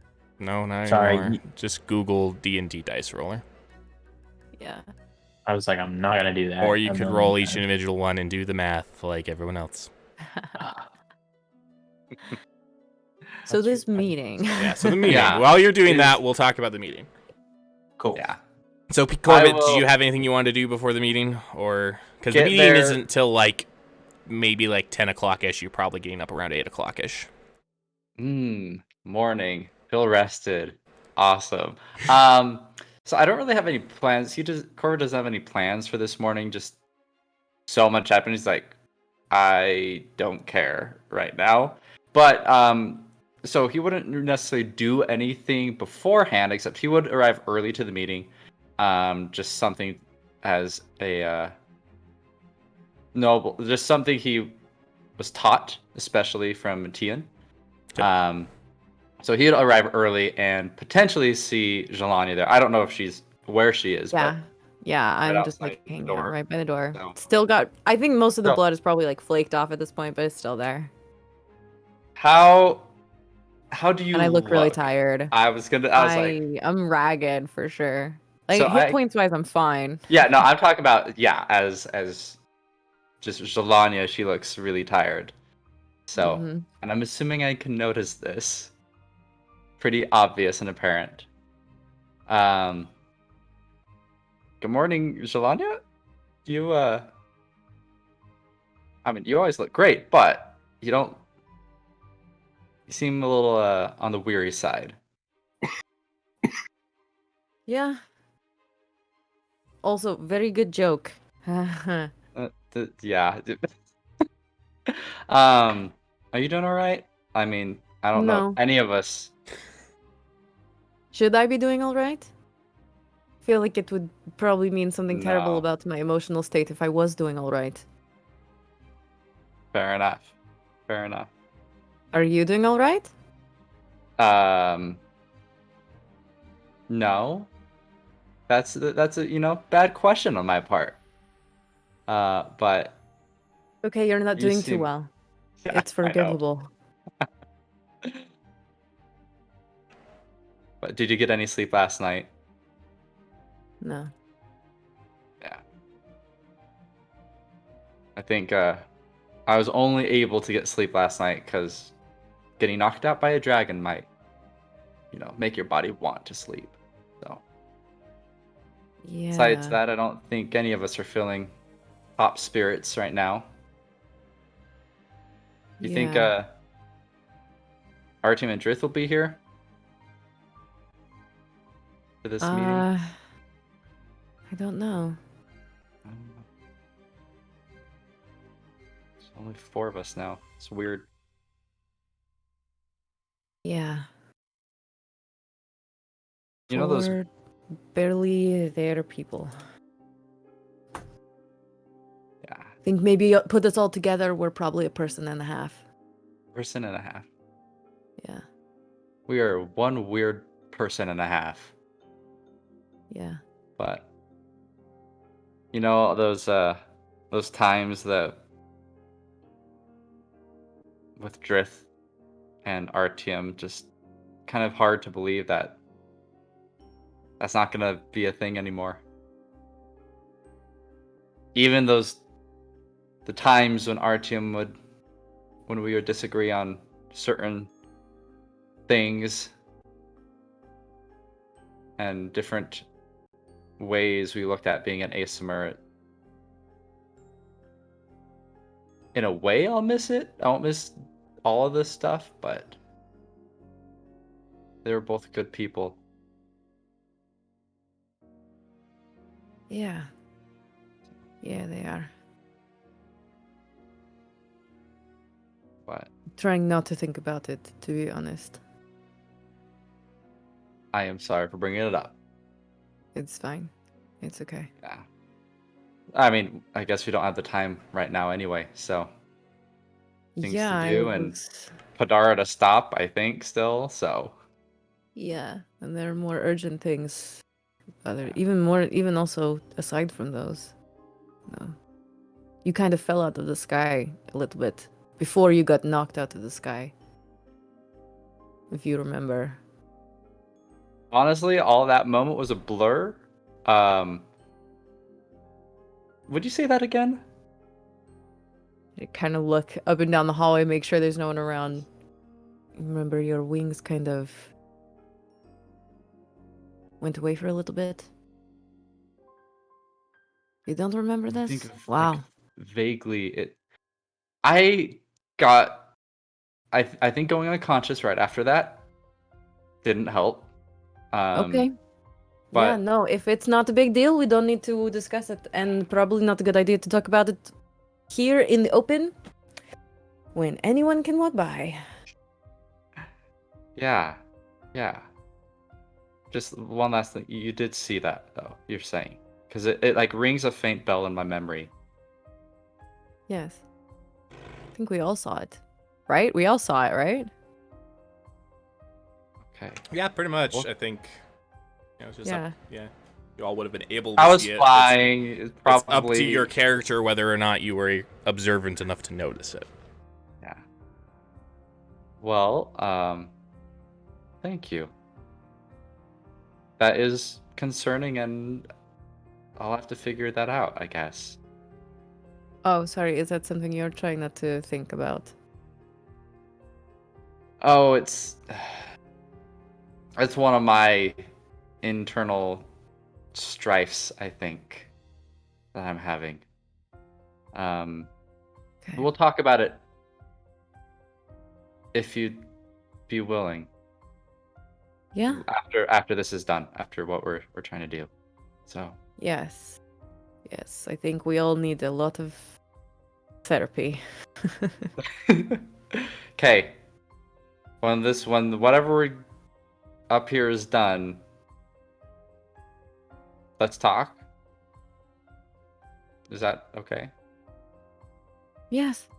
Yes. Cool. I pull out my little chess set. You want to play chess while we wait? I'm so bad, but okay. Better than just sitting here in the awkward silence. Yes, and at least you probably already know the rules, so I don't have to explain it to you. and probably rules won't be made up in the middle. So I mean, that'll be Mhm. a little different. I do know how the knights move at least. Yeah. Oh, okay. Thank you so much. So we start. So Drith is playing. right. It doesn't make any sense. It makes no sense. Yes, it doesn't. But yeah. So I start playing chess with Anya. Okay. Probably only like 10 minutes later or something. Yeah, probably not very long. You don't play very long. You aren't You're even. winning super badly, and I'm like getting like pinned into a corner, and then it's like, oh hey, the people are here. Okay, cool. We can stop this game now. Yep. So, yeah. And so Piotr and Kadiak find their way there. And actually, the door opens. Clearly, there was a meeting going on beforehand before you guys arrived. The door opens, and a guard motions you in. You see, so you're entering the war room. You see this giant table, and you see a very detailed map of Norgarn and the surrounding area around it that I don't actually have. But more detailed like than that. what you more kind of like the similar area to what you're seeing on on screen, the map I'm showing you, but obviously more detailed, showing like more minor things that you would find, like smaller villages, things like that. Anyway, and so the people in the room are only the Boyar and Toven. The champions and chosen of Silhana are nowhere to be seen, actually. Okay. The Boyar looks at you all. Welcome, friends. It's a pleasure to see you. And he specifically looks at you, Shalanya. He bows and says, Dragon Slayer. Mm-hmm. Give her a little elbow, a nudge. That's a cool name. Yeah, pretty good. That's fun for you. We first want to start off with recognition of your efforts of protecting our city. He claps his hands, and the servant comes out. And when the servant it's kind of carrying this large cushion, and there's this large box on it, as well as like a pouch of gold. And first he grabs the pouch of gold, and hands it to Piotr. First, we'd like to pay you for the efforts that you did to defend our city, and there you will find the sum of 500 gold. Thank we get you. more each if we split it only 4 ways. I know. Hey! Hey. One of the benefits. Yeah, we're Just- richer Oh. now. Out of character, I totally misunderstood that, and I thought he was paying Piotr specifically, and I was like, I'm confused right now. So is Piotr. But then he Thank grabs you for slaying the dragon. Piotr, here's the gold. he grabs the box, and he approaches Jelania and says, "You are deserving of what's in this box." And he holds it out to you. Okay. I'll gonna take it? open it for You open sure. it? Yeah. So you open it and you see, a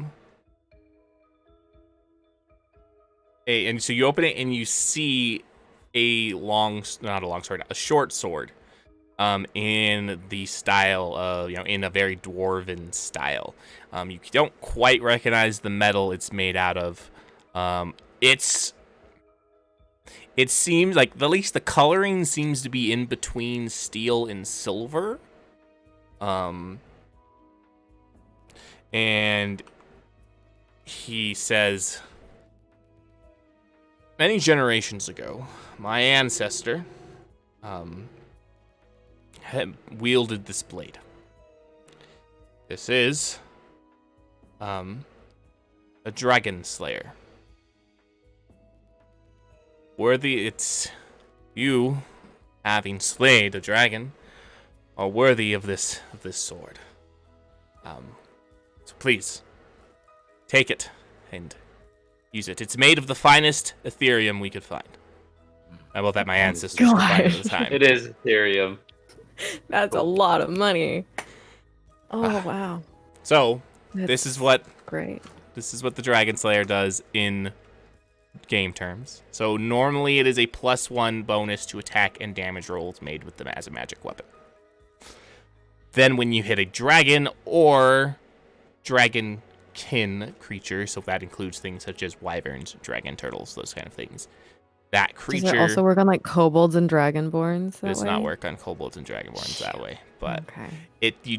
those creatures do take an extra 3d6 damage of the weapon's type when you hit Every those single time I creatures. hit with it, or is it just like once per turn? Every time you hit with it, as long as you're hitting a dragon type on the creature. Oh, We're gonna be take fighting note, more Morpheus. dragons. Oh wait, yeah, Morpheus is the dragon. There we go. Yeah, and like literally in Anya's head, she just goes like, "Take note, you son of a snake, coming for your stupid scaly hide." But so he says that this is what we would have rewarded you all with. He does look at the rest of you. I would give you all magic items from our coffers, but none that this is the most magic item that we have. And it was more befitting the woman who dealt the killing blow than her companions. Well, Cadillac will step forward and offer a little sack because he didn't have time to make a box, but offer a sack to the boyar with the dragon's horn. He opens it. Ah, the dragon's horn. Just the horn. Unfortunately, someone had tried to remove the head and rendered it destroyed, or at least unusable. So here is all that I could salvage with my skills as a trophy. Shame. I had given strict orders from to the guards to not disturb the corpse, but it seems that my orders were not followed. If I find out who the perpetrators are, I will make sure they are appropriately punished. But we have bigger concerns at hand. Indeed. I'm assuming that the shaman is there and just, manacled in the back. Yeah, exactly. The guards have actually taken up positions next to her, and the boyar turns and looks at the shaman. Well, bring forth the witch. I'm told that you have valuable information for us. Hjalta, the shaman, nods.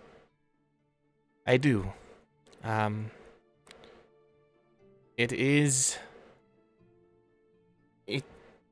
Things have become apparent to me though in the last few days. The first thing that is giving me a clue is the raid that recently took place. Because do not be mistaken, that attack that happened last night was not a full-blown siege, it was simply a raid. It bore all the hallmarks of someone who wanted prisoners.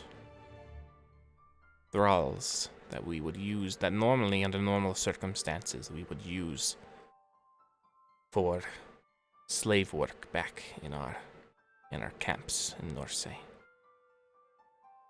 But with Podara's new allegiances to these strange shamans with the purple robes and the silver masks, and this elder that I do not think that she intends to use the thralls for the purpose that we have intended.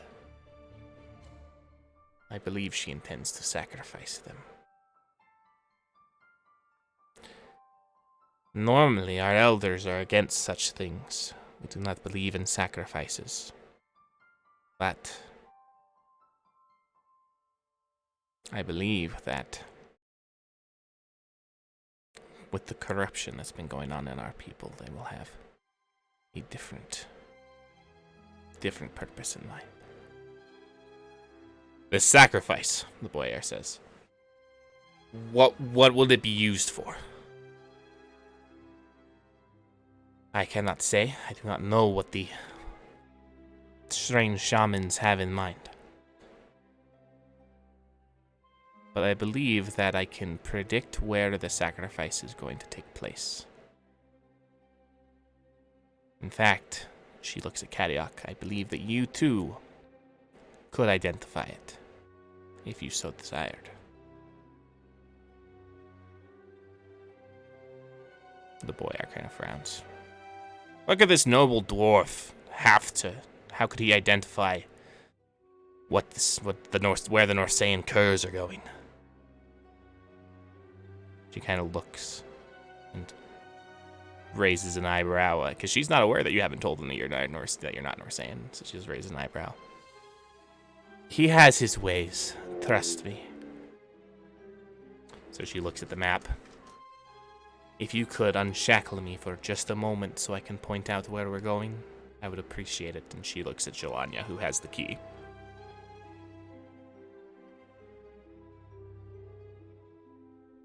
Okay. So you unshackle her, and she points to a kind of a smaller mountain near Norgarn.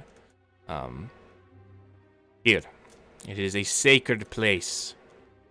And she looks at Kadiak, for those who follow the path of the Erdine. I believe she will go here to perform this sacrifice. As she's talking, Kadiak is just getting stiffer and stiffer, and just very. It's for those that know him, it's obvious he's trying very hard to constrain himself from saying or doing anything.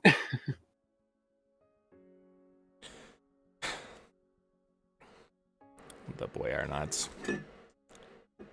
Very well.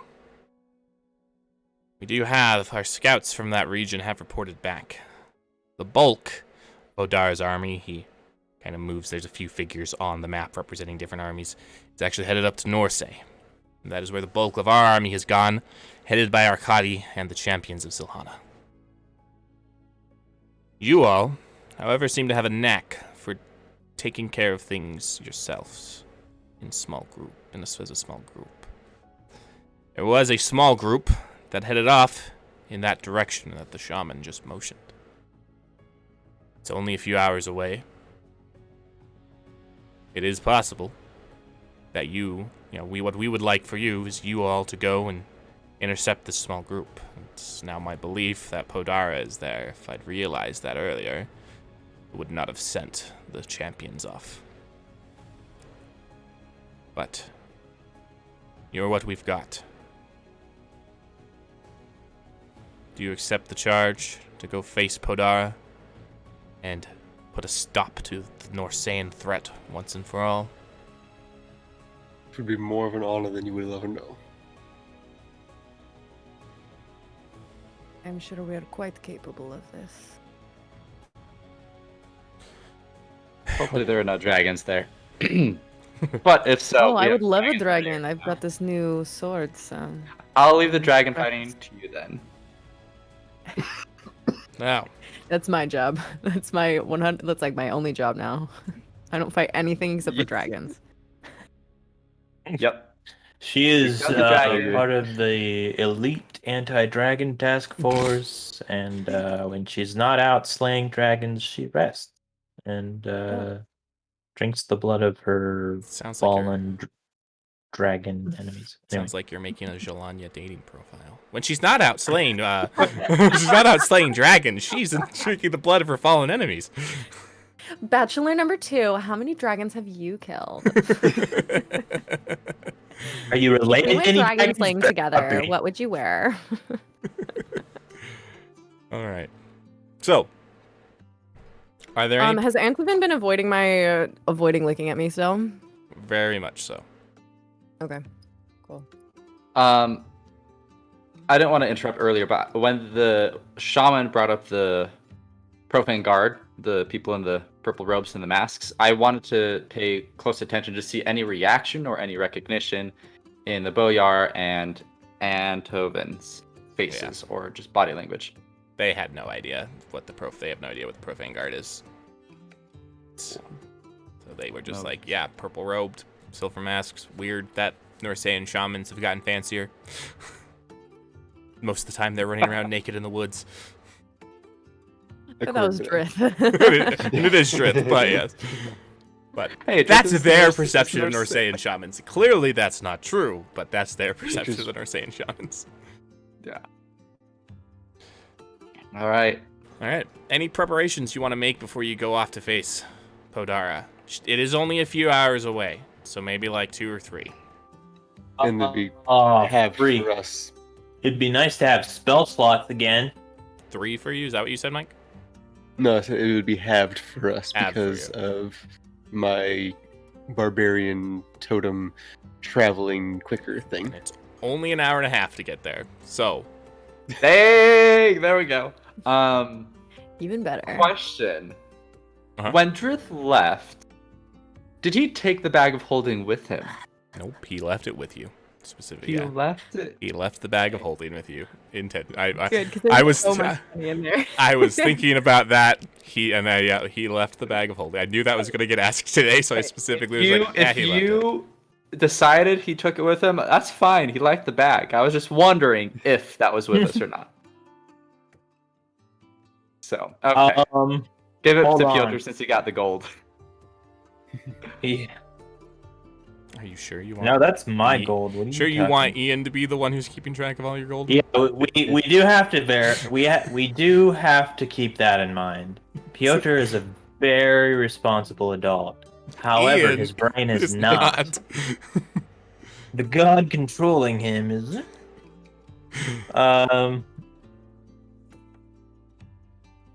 I'm looking up a spell to see if it can save the. Ian, how many spell slots do Damage. you have? You haven't rested since yesterday. How many spell slots do you have left? Yeah, exactly. I have like 1/3 level spell slot. That's it. And how many hit points did you recover, by the way? Are you back to full, or? Yeah, I'm back to full. I recovered. I can't remember how many, but it was a lot. How many bardic inspiration dice do you have now, though? Because those only come back with a long rest, 7. right? Oh. Yep. I have 4, 3. 3. Oh, no. 3 or 4. It's Oh, gonna be no. really interesting going into a boss fight. Yeah, I Not know. fully Stay back, rested. man. Stay back. I know 2 of us haven't had long rests. I'm trying to. But do you're a have- fighter, and so a lot of your stuff You're a comes back on fighter, a so short you're rest. good. So I'm trying to look up Song of Rest to see what that does. I think it's It only gives extra HP. hit points. I think it gives extra hit points when you take a short rest. Useful. It's great. It really is great. How long do they last? If that's the case. It's just regaining extra hit points on a short rest. It's not temporary, it's just extra. Yep. gotten Oh, back. it's not temporary. Okay, never mind. Yeah, never mind. It doesn't do anything for spell slots or anything. So we're dead. yeah, we'll wait Hopefully and see. not. All right, let's see how this all goes.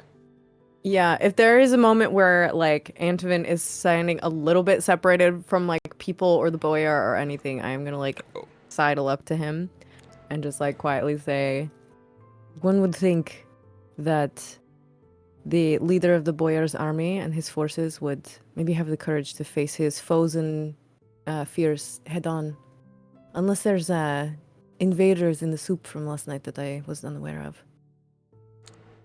He just looks down. It's not the facing of my foes that I'm afraid of. It's the facing of my friends. Oh, really? Come talk to me before you leave. Well, I'm about to leave right now. Are you talking about now, or if I somehow survive this horrible thing? If you now, if you could. Okay. I look around to the rest of the group. I will be back in a minute. So you go off and you go into like kind of a secluded corner, and Tovin looks at you. We all thought you were dead. I know. Everyone tells me this.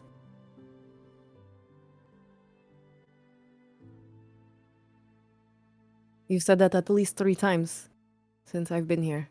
I can't believe you're alive still. It is really good to see you again, Jelania, but seeing you again is bringing back a lot of emotions that I haven't felt in a long time.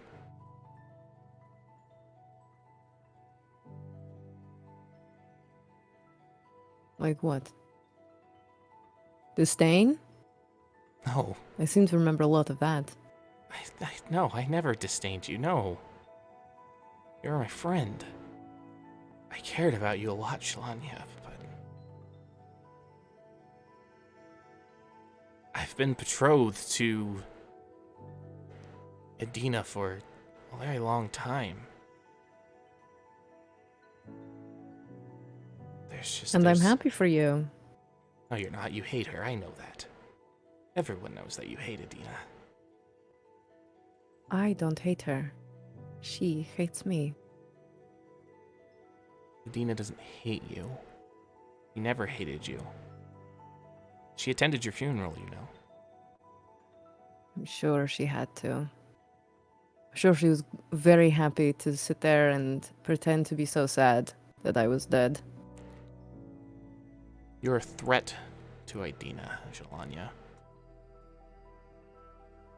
You're a strong, powerful woman. When the boyarship of Adelheim was revoked and granted to that elf woman, the boyar up here began to get the boyar up here at the time began to get nervous. Because for generations it had only been humans who possessed the 2 boyars, and no boyarship had ever been revoked. The Emperor could easily, the Ozar could easily revoke, if you grew powerful enough, could easily revoke, the boyar out of Norgarn and place your family as the boyar instead. And there's also the fact that you're easily the most beautiful woman in this court. Don't make fun of me. I'm not. Is it so hard for you to accept your own beauty? I know what I am. Okay? I've seen myself in the mirror. I know what I look like. There are lots of guys that dig the horn in the tail. Do they dig these? I point to the scars and things. At best, I'm a statue created by a madman that was dragged down a hill. You're welcome to believe that all you want, but it's the time, I don't even notice your scars. When you really care about someone, you think someone is truly beautiful, you look past their imperfections. You probably shouldn't talk about me that way. I probably shouldn't.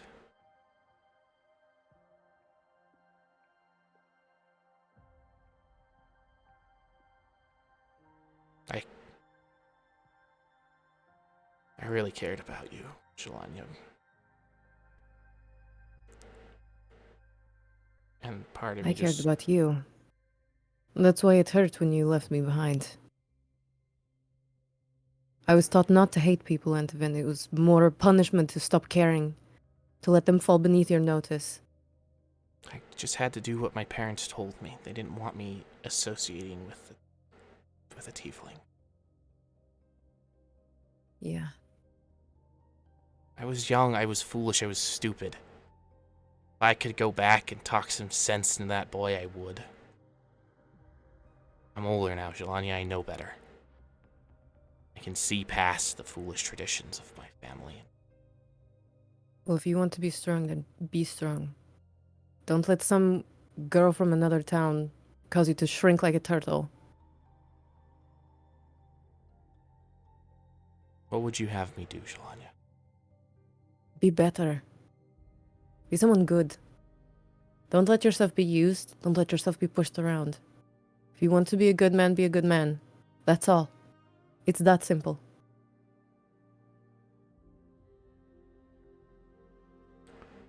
Alright. I can do that. If it'll make you happy. Oh, I'm sure it won't. Few things do. Gave that up a while ago, so I hope you can find that in your lovely wife, your lovely position, and the wonderful things coming up for you.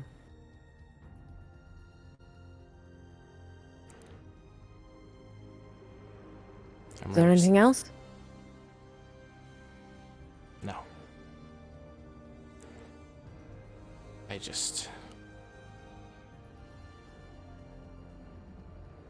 I had known you were alive, I would have made many different choices. I would not want to be where I am today. You want to be somewhere else? Don't do that. You have a lot more options ahead of you than maybe you think.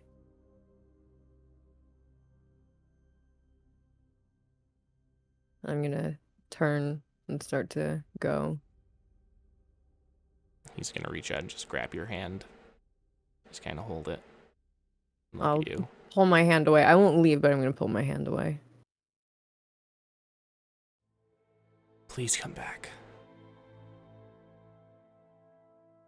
I make no promises. He kind of looks at the ground and then walks off. When he had reached out to grab her hand, the sudden motion definitely would have caught eyes, and so all good over there? Yeah. Great. We just need to stop by our quarters, grab our things, and then we'll be off. Okay. Well, you'll take the lead, I assume. Yes. You know what you're I'm on the doing more way. than the rest of us do. I can. He looks around to make sure that, seeing there are other still people there, I can track her. Yes.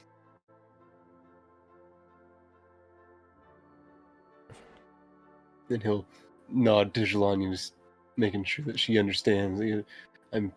He's doing his best to not reveal that he is a Norsean cur, as they keep saying, and then he is going to head out to go get changed back into his Norsean cur clothes. All right. You make your way out into the town. So nothing anyone else wants to do before you leave, right? Or anything you want to do? Just want to make sure before we start chugging right along. All right. So as you're leaving town, you are passing through kind of like the town center. Jelania, give me a perception check. And I am now in my very much traditional Norsean clothes that y'all have seen me in, except for when I am trying not to be no more Viren. So Yeah, and you're getting very funny looks. I bet I am. Do Actually, we have Yalta with us? you do not have Yalta with you. They don't want to send her along. But actually, everyone give me a perception check, not just Jelania. I got a 16. You got a I 16? actually rolled so good. Natural Brayden. 20 for. Wait, you said perception? Yeah. 22. Perfect. But I got natural 20. Nice. Yeah. Heck yes. 9.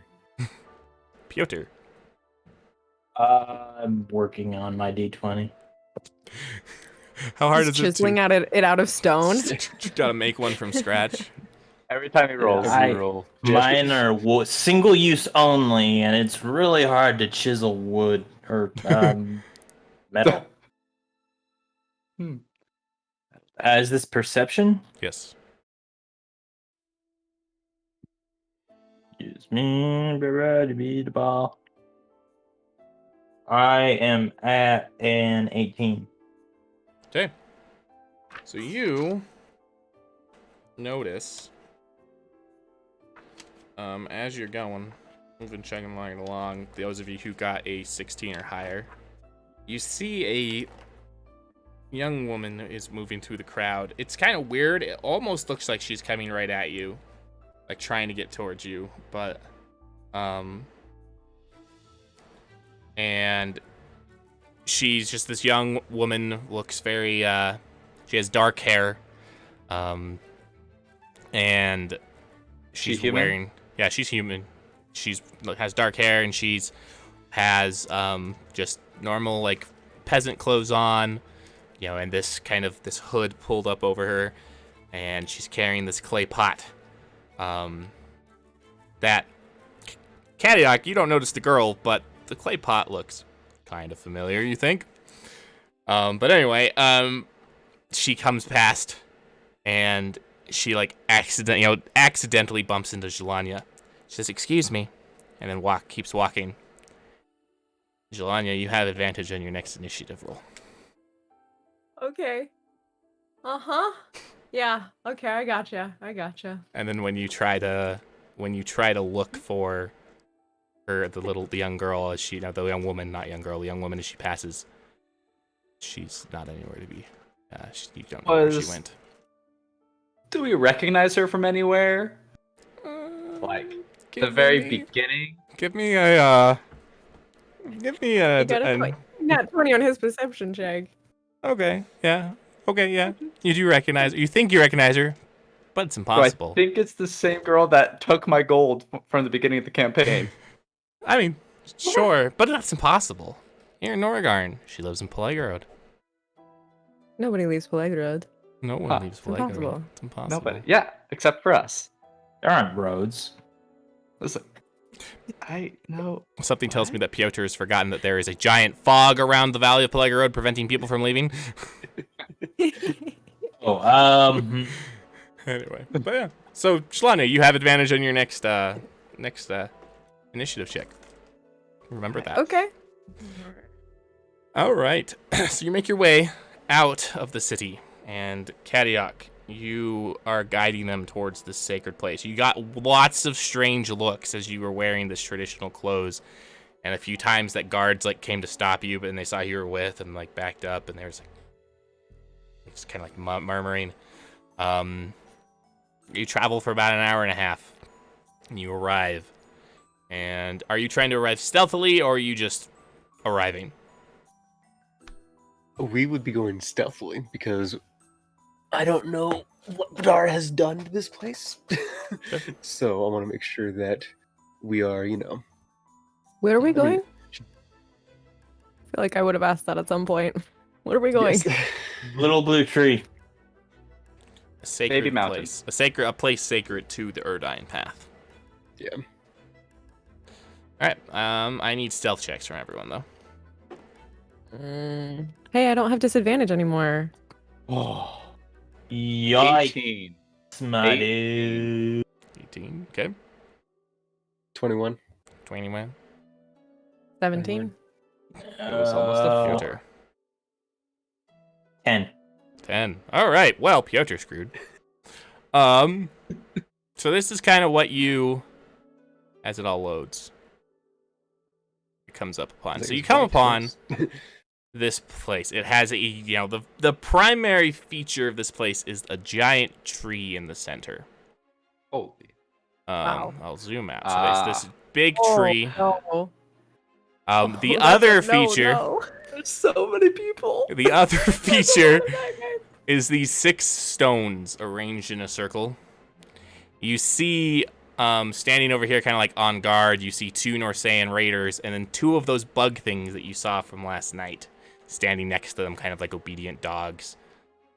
Surrounding the circle in the gaps in between the stones, you see profane guardsmen sitting, and their hands kind of like pressed together, and they're sitting there chanting.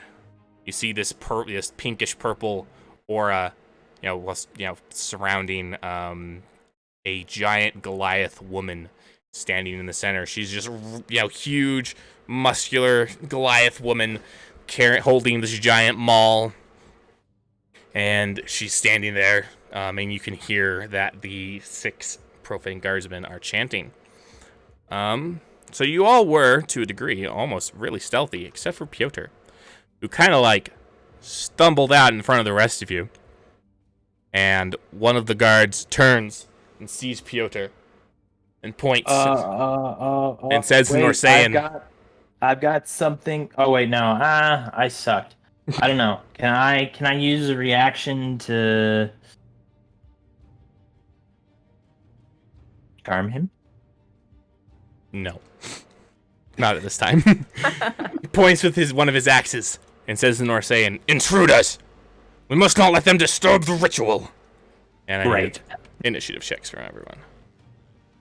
Do I have disadvantage on that? You do not have disadvantage. So many. Thanks. I Oh have gosh. advantage. Yep. I wish I. Oh, buddy. Well, Miss Fodder, you've redeemed yourself.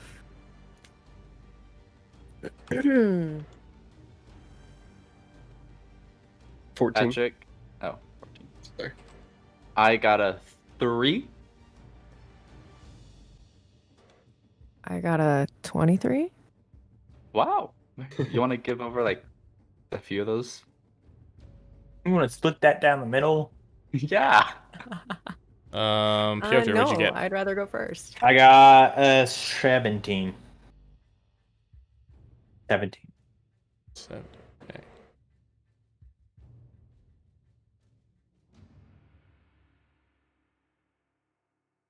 Sorry, I'm rolling for the beasties.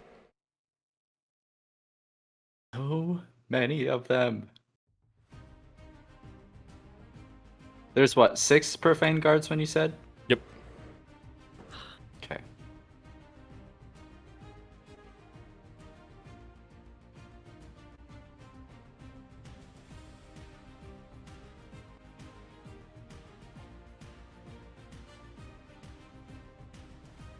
Okay. So the initiative order is going to be Jelania first, followed by Podara, followed by Piotr, followed by Kadiak, followed by pretty much every other beastie. Yours truly. And then yours truly, and yeah, then Corvette last. Yours truly is last. That should be the name for this fight. All right. Okay, Jelania, you are up with Podara on deck, and I will move the map a little bit better. You can Question, see. real quick. Joy. Sorry. What is? Do we see this pink-ish Yes. circle bubble around her? Mhm. What does it look like? I mean, pretty much what it looks like on your screen is this pinkish, like, it's kind of low, like probably up to about her ankles, but she's a Goliath, so her ankles are higher than the rest of yours. But it's just swirling around, kind of like a tornado around her. Oh. Okay, cool. Okay.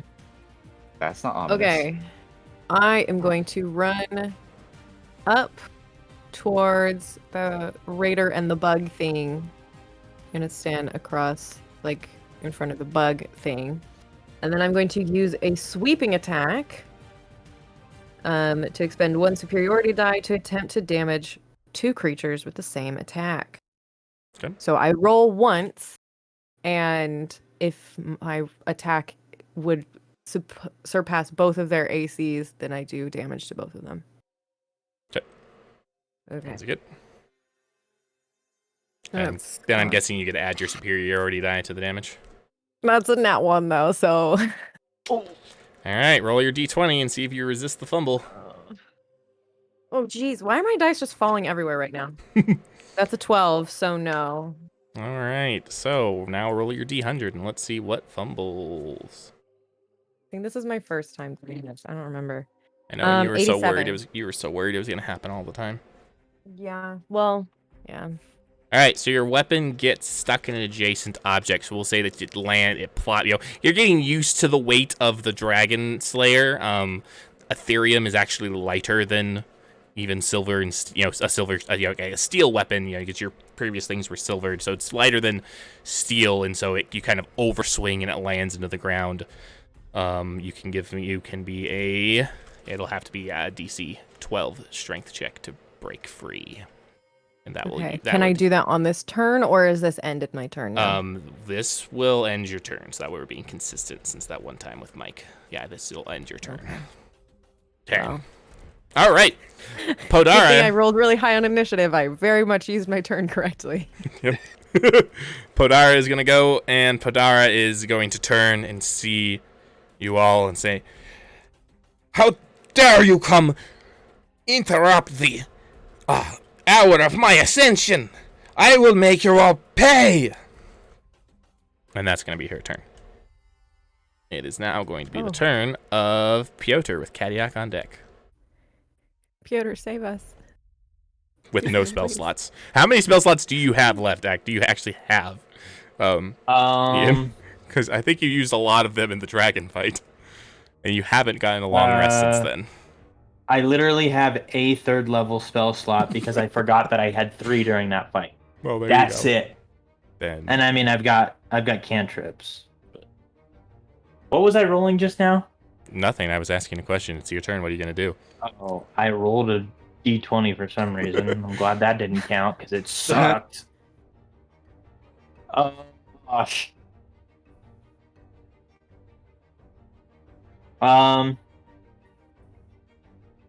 Crap, I am so... We are so done. Because I don't have any resources. I am going to cast Vicious Mockery. That's about the only thing I can do. On Jelenia. Take this for your emotional outreach. I don't like sharing my feelings. You made me do that thing. Who is this wizard in white next to the purple one? Yeah, Northian Raider. Okay, so there's the dude in the middle. Yeah. And then, like, southwest, there's the dude in the purple hood. Left of him, who is that? And then south of that. That's a raider. Not a wizard. A raider. Do you want me to zoom in so you guys see what the token looks like? Yeah, zoom in. There's purple. Oh, okay, never mind. Yeah, I see what you mean. Wait. Purple wizard dude, raider. What's the person? That's not one on of the... that group. The one north of that. Like 1, 2. Jelania or the bug thing. What's the bug thing? I want to kill the bug thing. Jelani is trying to kill the bug thing. I'm gonna mock it viciously, even though it probably doesn't care, because it knows it's ugly. All right. Tell me how you're gonna mock a bug thing, and then I will roll my saving throw. I will fail my saving throw. You suck. I'm about to make this. Oh, sorry, Patrick. That's mean. You do not suck. Our DM does not suck, guys. Anyway, I'm gonna like. That was the vicious mockery to the bug.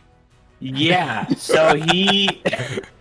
Piotr, at a stroke of genius, is going to go, like, move his hands almost like he's got mandibles and just make clicking noises with his mouth, and, like, kind of like it's convulsing.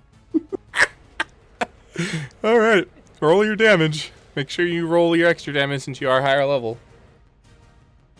Oh yeah, crap! I can't remember what that is off the top of my head. But I have the page up! No, I don't. Yeah, I do. Vicious Mockery. That's just a D10, right? No, it's a 1d4, and actually, it's a 2d4 at 5th level. You know, starting at 5th level, so 2d4. Oops. I'm glad that I didn't do that thing.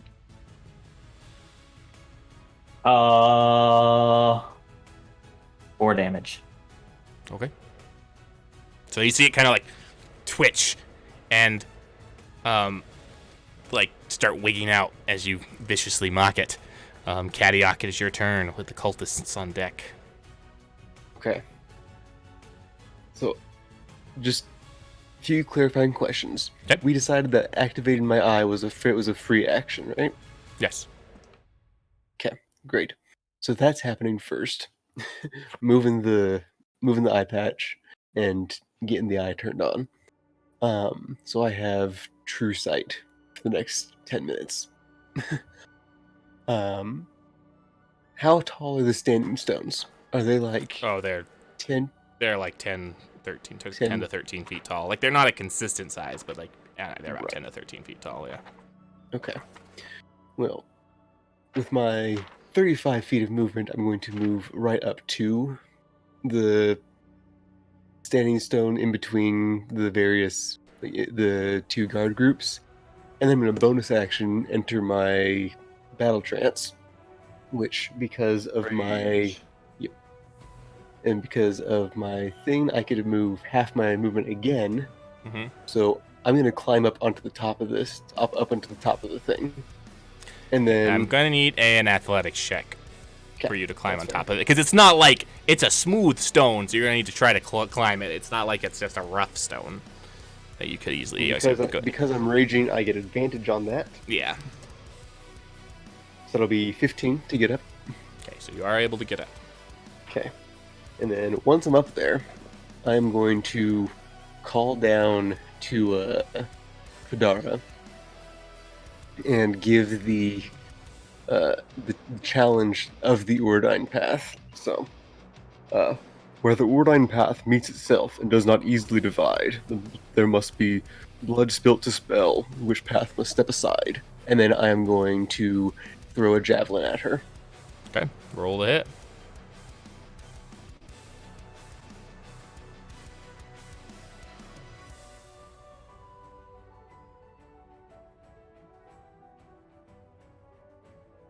That is a 10 to hit. All right, that will not hit. You know, it kind of like... She actually, like, reaches her hand up and grabs the javelin, throws it into the ground. And it's like, I will meet your challenge! And anything else you're doing with your turn? You know, like, any extra attacks? Yes, I have 2 javelins. Okay. Give another one a yeet. That's a 14. That will still not hit. Okay, great. All right. It is now the We're turn. doing so great on our first round. All right, so the cultists are continuing to mutter and pray. They are not enchant. They are not doing anything else. Okay. Make note of that. All right, it's now the bug thing's turn. This bug thing is going to make a multi-attack against Jelania. It first starts with Disadvantage? Why from the would it have vicious mockery? disadvantage? Oh, yeah. Does that do it? That I just would forgot. be accurate. Yes, that would be disadvantage. Thank you for reminding me. So it starts with its blades on its back, like shooting out towards Jelania. You're really be glad that it had disadvantage, or it would have been a nat 20. That's going to be a 9. Ooh. I have to miss, so I will not hit you with the blades, but then it will make its a bite attack. And that bite attack will hit you. It will hit you for 6 points of piercing damage. Okay. The next one will charge up at Jelania. Aw, man. Roll to hit and actually miss with its blades, and then roll to hit with its bite and miss with its bite. Okay. All right, it is now the raider's turn. This raider is, the raider that you were harassing is going to harass you back, Jelania, and miss with its first attack, and roll a nat 20 for its second attack. Rip. Literally. Okay. Nope. That's going to be... Sorry, I tried to distract him. Okay, so that's going to be 9 slashing damage to you.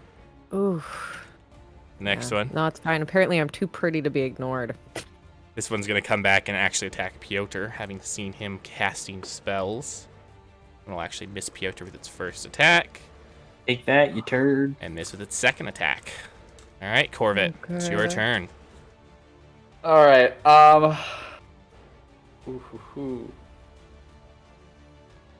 Okay, so Corvette is gonna run. Oh wait, one. So can he run just the spot north of Jelania? Thinking, all right, there's a lot of baddies. What can I do to a lot of baddies right now? Yes, you will provoke attack of opportunity from the Norsan Raider. From the one down below. If I This go one. up a little bit more and over, like that, diagonally up and then diagonal up and then just over straight across. Can I do that? Yeah, that's fine. I guess I didn't count. Okay. I didn't see that path. Yeah, that's fine. No. No, yeah, that's what I was thinking. No before, attack but of opportunity. Cool. Awesome. I was like, all right, Shalania, hold on. I grab her by the arm and cast Thunder Step. Everyone within 10 feet will take damage. They have to make a, I think, Constitution saving throw, and then they'll take damage on a half damage on a successful one of Everyone failed. 16 or higher. Ooh. All right. Also, the one thing I didn't know, because it's within 10 feet. I believe that hits. 10 feet. Does that hit Kadiak because he's up higher? That was the one question I had, but it should hit everyone else. Not hit It would Kadiak. not. It's a 10-foot sphere, right? Yeah, that will not hit Kadiak. Yeah. Cool. And so, everyone else, because it should hit both creatures, both raiders, and that one dude. Oh We'll my take- gosh. This is cast at 4th level. 9 plus 10 on my first two, so 19. So I get 4d10. 29 points of what kind of damage? Thunder damage. And I'm gonna teleport Jelania and I just kind of south of Kadiak. Because we should still be a little closer to help out Piotr. So south of Kadiak's rock. So we're only jumping like 20 feet. Or 15 feet. Well, really. I do declare my hero. So wait, tell me how much damage you did again? 29. 29. Okay. And everyone that failed gets 29, which I think you said was everyone.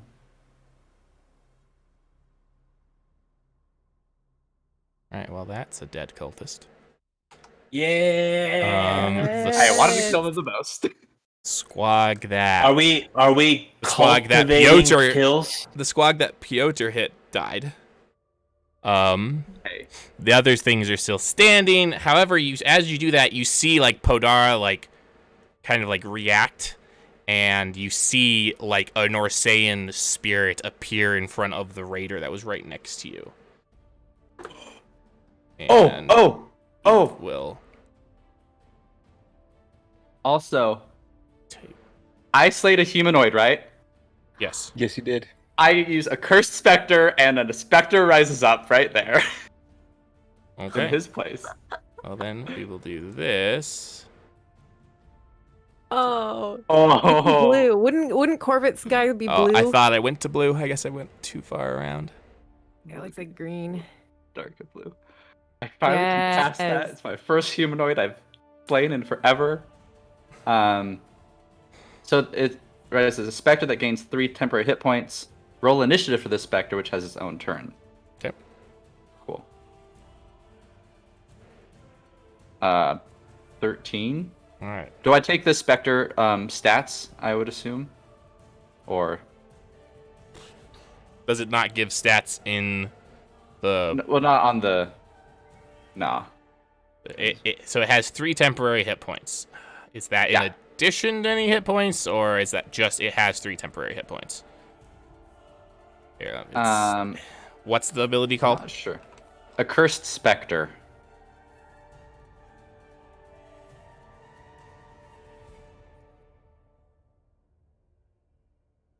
So I don't know if I use the stats of that Okay. specter or not. Because it does say I get a +5 bonus to its attack rolls and remains until the end of your next long rest. Yes, the statistics of the Spectre are in the monster manual. Okay. Cool. All right. Then. All right. I will pull that up. Do I pull it up or do you, I'll pull it up. Patrick? So Okay. that way I know what it is. And then gains temporary hit points equal to half the Warlock's level, so you get 3 So on plus top of the 3 monster manual. additional. And then +5 to bonus. Okay. On... Perfect. I did it! And that costs no action to do, so that's my Yeah. turn. I'm All right. yeah. Okay. Because I don't think I can see Podara right now. No, you cannot. Okay. All right. Then I'm gonna say that the Spectre gets to take its turn now. I don't see why it wouldn't. No. It'll go back. It'll go in its normal initiative order. But yeah, Spectre gets to go right now. Cool. It obeys my verbal command, so I say, take down those raiders. Take down the 2 people in front of you. Okay. Well, then it's gonna attack the raider next to it. It's a +5 to its bonus. Okay, that's gonna miss the raider. No! Oh well. All right. It's a distraction. Yeah. It's just another body for you on the battlefield. All right, now we're back to the top of the round with Jelania and Podara on deck.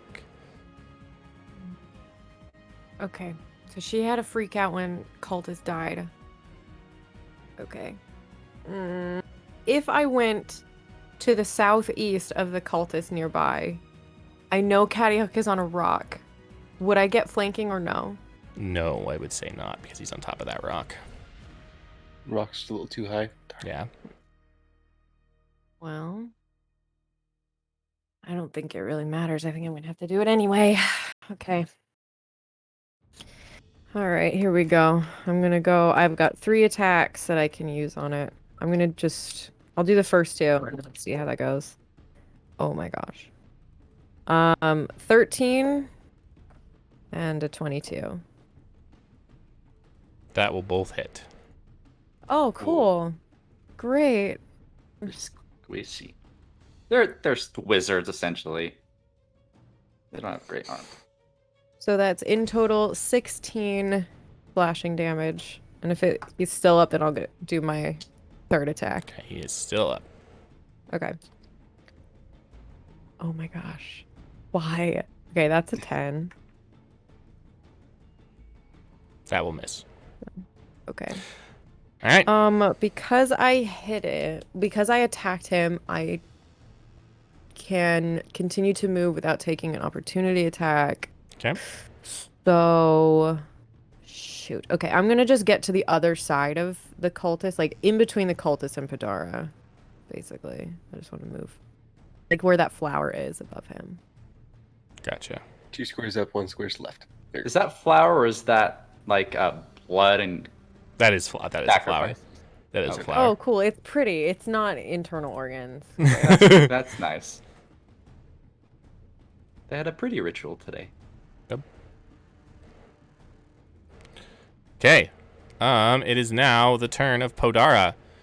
So Podara changes. So you watch as Podara like crouches on the ground, and then you watch as her body, which is already huge because he's a Goliath, begins to get bigger.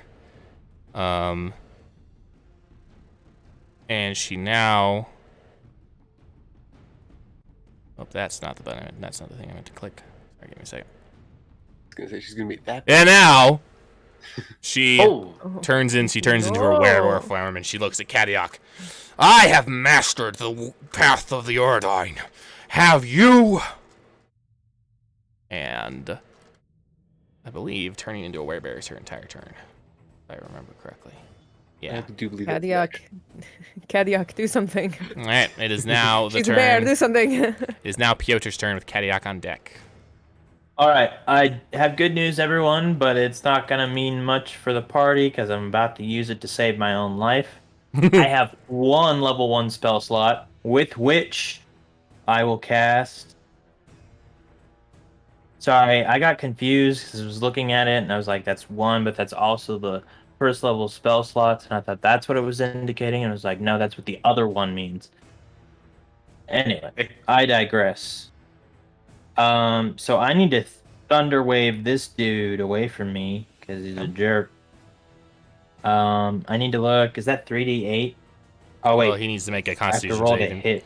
Like he has to make a Constitution Oh. saving throw first. Okay. It's Constitution, right, or is it Strength? Can you just double check for me? Yeah, sure can. Ra-ta-ta-ta-ta-ta.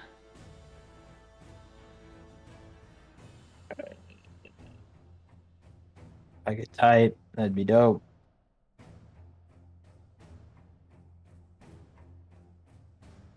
Okay. Oh wait. Constitution. Yep. Okay, all right. He failed. And it's 2d8. Glad I checked. Let me find my D8 because you know how hard that is for me. Seriously, I'm struggling. All right. That is going to be 14 points of damage. And wait, what else happens? He falls to the ground. Pushed, and he's pushed 10 feet away from me. Okay, he has been pushed 10 feet away from you. All right. That brings us to the turn of Kadiok with the cultists on deck. Great. As a quick free action, I'm going to send a word up to Maeve saying any help would be great. And then I am going to leap off of the rock and swing my maul down at Podara. Yep. Okay. Roll the hit. And this is a silvered maul, so That's very that important matters against a for her. werebear. Yes, it does. That will be a 23 to hit. That will hit. Yeah, better.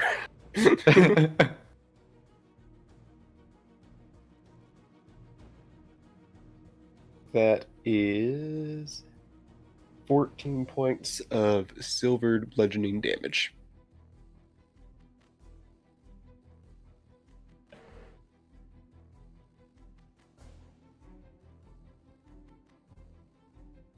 And then in response to her asking if I've mastered it or whatever, you've desecrated this place with your blasphemies. Now you must pay for them. All right. Cultists are going to go next.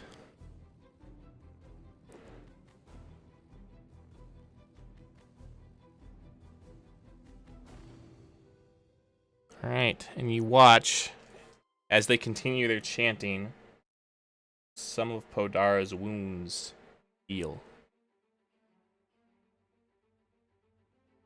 Right then. No.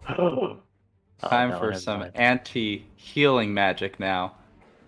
Okay. It is now the remaining bug creature's turn.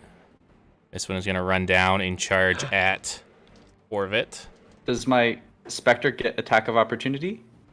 It should. Sure, yeah. Let me roll to see if the Spectre hits. The Spectre does hit.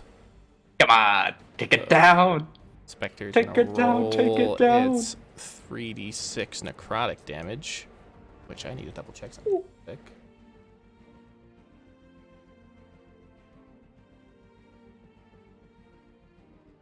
Okay, cool. All right, that bug creature is down. Yes. Spectre reaches I out. love you, Spectre. So, okay. It is now the turn of the Spectre, actually. Ooh, he's right in the middle. Okay. He's followed the same command I issued before. Take down the other one. Okay. He hits that raider. Okay, it does not do as much damage as before. But now the raider must make his Constitution saving throw, and he succeeds, so he's good. All right. It is now the turn of the raider. The raider is going to attack the Spectre and hit the Spectre with its first attack. Buddy. Stay alive. Okay, that'll do that amount of damage to the Spectre. It will then roll another attack and miss on its second attack. Brings us to Corvette. Right. I will. Eldon is out summoned as a sword. Take a step next to the right on the screen, other way, towards the cultist that I was next to. Take one slash at that cultist. Okay. And let me go to my weapon. Is it plus? Oh, that's 25 to hit. That will definitely hit. Okay, so I get the 1d8 plus 1d6 plus my proficiency. So I do 11 plus 6 is 17 slashing damage with Eladin on that guy with my first hit. Okay, he did. Is he down? Heck yes. All right. So I can't summon another specter, but he's. Oh, you can't summon another specter? Okay. I can't. It's one per long rest. Okay, cool. Then he's dead. But the specter will be around. If he lives this fight, he'll be around until after my next long rest. I wouldn't recommend bringing a specter into the city, but Please do. Yeah. It's gonna be amazing. all right. I have my own personal servant, guys, who follows me around everywhere. I mean, I've always had that my whole life, mostly but dead. he's old. Yeah. Okay. And so with my second attack, because I have a second attack from my Eldritch Invocation, I'm gonna run back towards the other raider that isn't by anyone. 1, 2. Yep. He is prone because he got knocked to the ground because of Thunderwave, so you will have advantage on this attack. Yep. Take a second swing on him. 7 plus 16 to hit. That will hit. Ooh, heck yes. All right. And that is that's not great. 11 points of damage. Okay, that is another dead raider. Yay! I thought I was gonna have to stab him because I'm out of other options. And then I will go back. So I think that was 20 feet of movement, just behind that rock where I started my turn, actually. So like right here? Right here? Yeah, that's fine. Okay. All right, back to the top of the round with Jelania and Podara on deck. Okay. And every time like a cultist dies, she gets like angry or something. Kind of. Yeah. Okay. Well, I'm gonna go over 2 to the right to get the next guy. All right. All right. Here go my 3 attacks.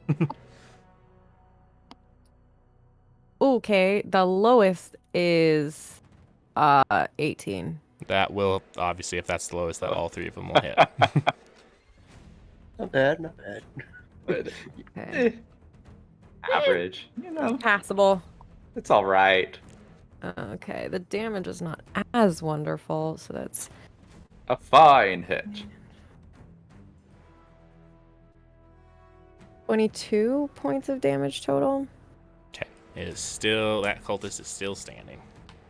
Okay, then I'm going to action surge. I get 2 more attacks. I'm going to do 1 more on him. That's a 27. Okay, that will hit, obviously. That's 8 slashing damage. Okay, it is down. Okay, then I'm going to run up diagonally to the next guy and do my last attack on him. Yep. That's a 21. That will hit. This is a really great sword, by the way. That's 9 slashing damage. Okay, that guy is still up. Podara is going to go. Podara is going to take a swing at Kadiak, obviously. And first, she's going to rage, and then she's going to take a swing at Kadiak. And get a nat 20 on Kadiak. Oh! Okay. That is going to be... See what she got.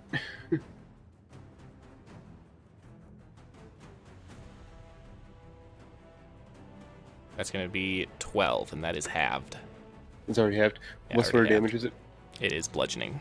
She's using her maul. And then she's going to take another swing with her maul. And that is not a nat 20, but that is a 18. That'll hit you still, right? I believe so, yes. Okay. Yes. Our tank versus your It's tank. going to be 6 points of bludgeoning damage. I already halved it.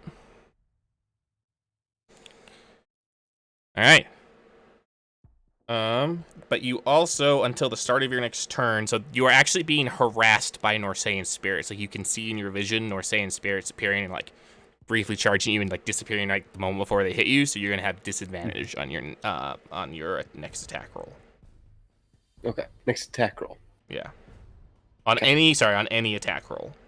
Any attack roll. Yeah. While I'm in the circle, I'm assuming. No, it's because she hit you. They weren't there until she hit you. Okay, gotcha.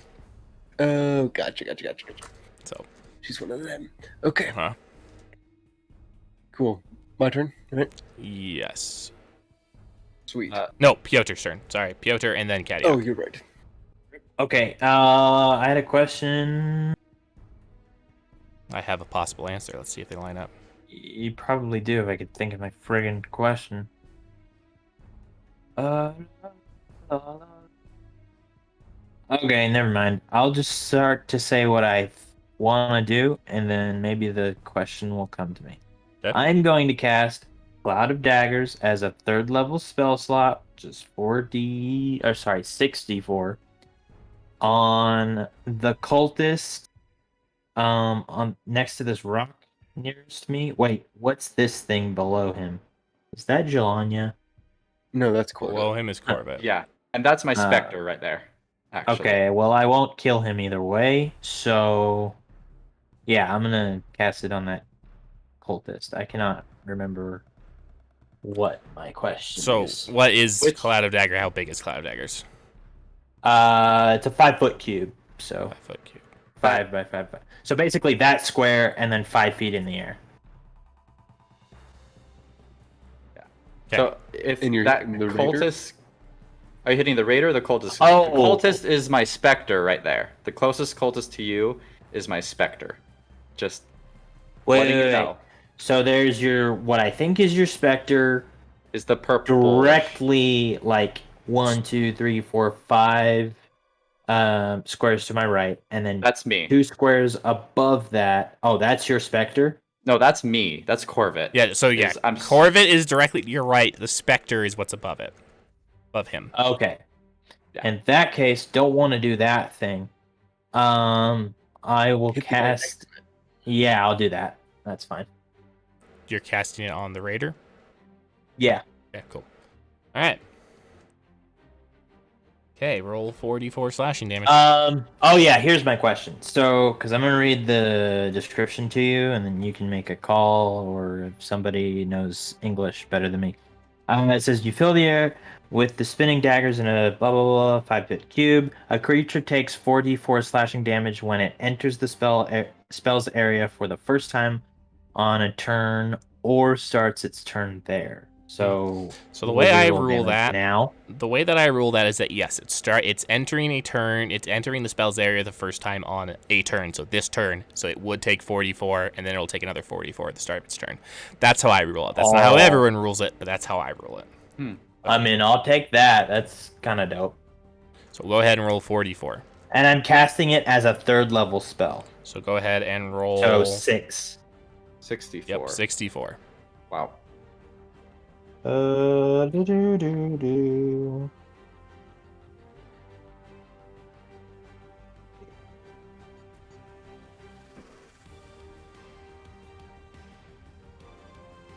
Da-da-da-da. 14 damage.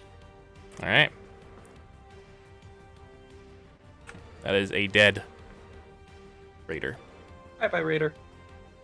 Okay, nobody go on that square. No one run into all of the flying daggers. I had, for a brief moment, I was like, maybe I should put it somewhere else then, because I feel like that's going to be like a main thoroughfare plus Corvette's Spectre is right by it. But we're all smart, right? Alright. That brings it to the turn of Kadiak. The cultists on deck. After our unfortunate killing of somebody in a magic circle beforehand and completing a sacrifice, Kadiak is going to attempt to grapple and throw Podara out of the circle. Okay, make your grapple check. Okay. And that's athletics, right? Which I get Mhm. advantage on because I'm raging and it is not an attack. Oh, that'll be 17 to grapple. Okay, Podara beat you. She got a 20. Not natural. Yeah, dude. So you go to grapple her, and she's just, one, she's a massive giant bear, and two, you're trying, so she is not getting grappled this time around. Alright, then. In that case, while I'm close to her, I'm going to spit in her face, and that's my turn because I don't have any other bonus actions. All right. Are Is we? spitting a free action? Okay. Yeah, I believe so, yes. The cultists are going to do their thing. Kadiak, I need you to give me a Constitution saving throw.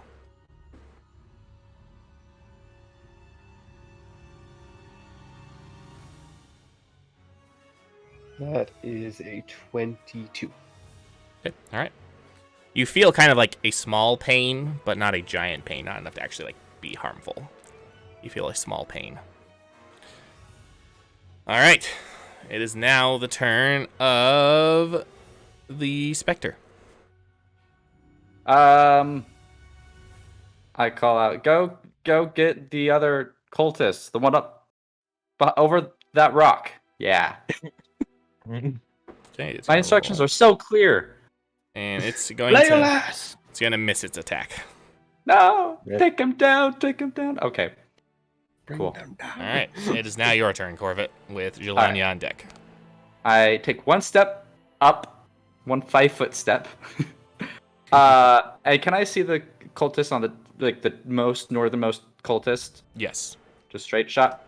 All right, I'm like, all right, take this, and the blue light just shimmers and gathers in my hand, and I cast Eldritch Blast, fire 2 bolts of it at that guy. Okay. And the first one is that's really good, 24 to hit, and the second one is a 12 to hit. It was a what and a what to hit? So it was a 12 and what was the first one? 24 was the first one, 12 is the second. 24 will hit. The 12 will miss. Ah, dang it. One up. So it's 1d10 plus 5. 14 damage to that one. Okay. And then with my bonus action, I will cast Hexblade's Curse on Podara. Okay. And then I'll take 1 step down behind the rock. All right. Sounds good. It is now Jelania's turn with Podara on deck. Okay. I'm gonna keep attacking this guy that I'm next to. Trying to stab him through the eye holes of his mask. First one's 25. That will hit. Second one is only an 11. That will miss. Okay. So the damage for those, hit and miss, that's just 9. I assume he's still up, so I'm gonna go for the third. That is a 9. So. Oh. Oof. Oh boy! Oh boy! Oh boy! All right. Podara is going to go, and Podara is going to make an attack against her first attack with her maul against Kadiak, and hit Kadiak again.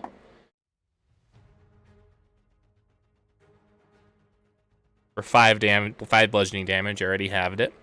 And she'll make another attack against Kadiak and hit you again. For 8 points of bludgeoning damage. I have it already. It is now the turn of Piotr with Kadiak on deck. Okay. Phew. This is weird. I'm having to play him as like some martial class or something. Cause I don't have the heals no more. You do have Bardic Inspiration, right? Oh, yeah, that's right. I do have 3 of those. You left. are a bard, so. Yes, I forgot. I'm just so... My mindset for this fight has been, I can't do anything. So yeah, I forgot that I have 3 of those. So... I'm gonna do that. And that is a bonus action, right? Yes. But I can't do that and cast a cantrip at the same time, on the same turn. You can if it's not. You can. If it's a bonus, if it's an action, yeah, you can. As long as you're not trying to do another bonus action, you should be fine. Okay. All right. I'm gonna grant Bardic Inspiration to Kadiak because he needs it, and I'm gonna say, "Get on your feet, dwarf," and finish what we came here to start. Hoping that sounds deep and meaningful. No, it didn't. But that's what came out of my mouth. So that's a D8 for you, Mike. Caveat. And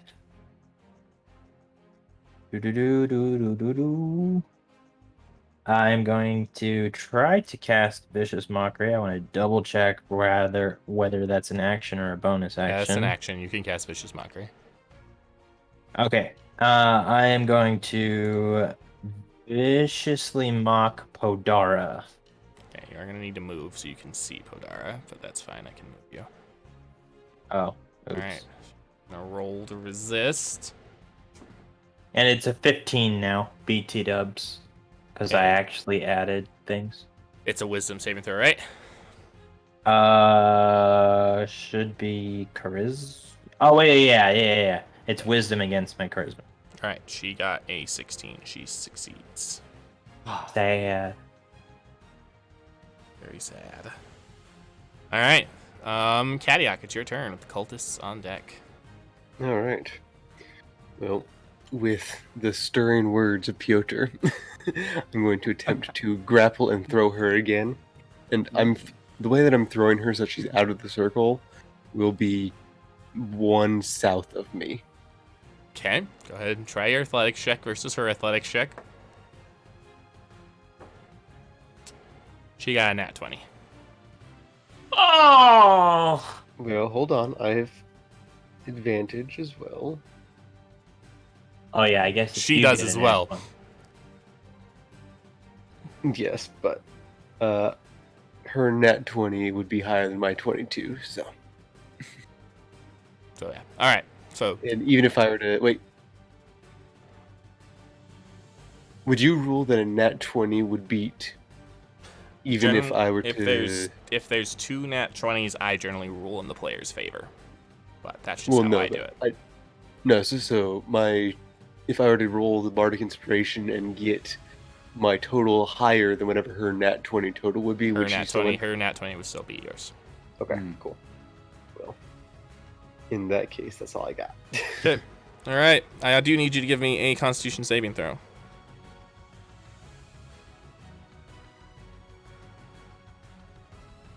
That is a 23. Okay. You are good. Okay. Cultists are going to go. They're going to continue their chanting. I guess the Constitution saving throw is part of their turn, technically. Alright. Okay. It is now the Spectre's turn. Spectre is obviously going to make its attack against the Wail cultist. away. Wail away, my friend. And it's going to miss. No! Corvette, it is your turn with Jelania on deck. Gosh darn it. Okay. I'm gonna fire. Okay. Yeah, I'm gonna do the Eldritch Blast on that far guy again. Okay. I'll just do both. And that is, they both will hit. The lowest is 15 plus 8. 23 to hit. 23, 24. Yep, they both hit. Awesome.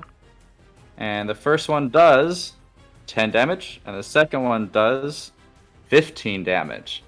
Alright, that is one Impact. dead cultist. And with that, I will run up, skirting around the cloud of daggers, behind my Spectre. Yep. Alright, And Jelania. that's my turn. Okay, Jelania, it's your turn. Podara's on deck. All right. I'm going to keep going on this guy. Alright, roll to hit. That's a 21. That will hit. Oh, gosh. That's 10 points of slashing damage. Okay. Is it still up? No, it is not up. It is down. All right. Then I'm going to scooch up to go on the other side of Podara. Other side of Podara. I'm gonna trust Corbett and the Spectre to take care of the last guy Okay. at this point. How hurt does the cultist look? Not hurt at all. No one's touched it yet. My Spectre's missed.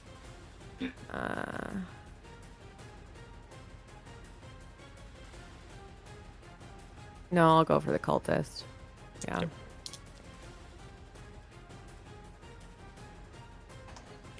Melania's gonna stay out of this Norsean business for a little bit. Okay, so I get advantage. Wow, that's a 26. Okay. I'm rolling really well right now. That is 6 points of slashing damage, and then the final attack, that's only a 14. Okay. All right. 14 Does will 14 hit. hit or no? Okay. It does hit. And that's 7 slashing. All right. But then I will back away from it, and it cannot take an opportunity attack against me because I attacked it, and I'm gonna just give flanking to Kadiak. Gotcha. Okay. All right. It is now Podara's turn. Podara is going to swing at Kadiak again and get a nat 20. Oof. Thank you, little Miss Fodder. I need to get one of those dice.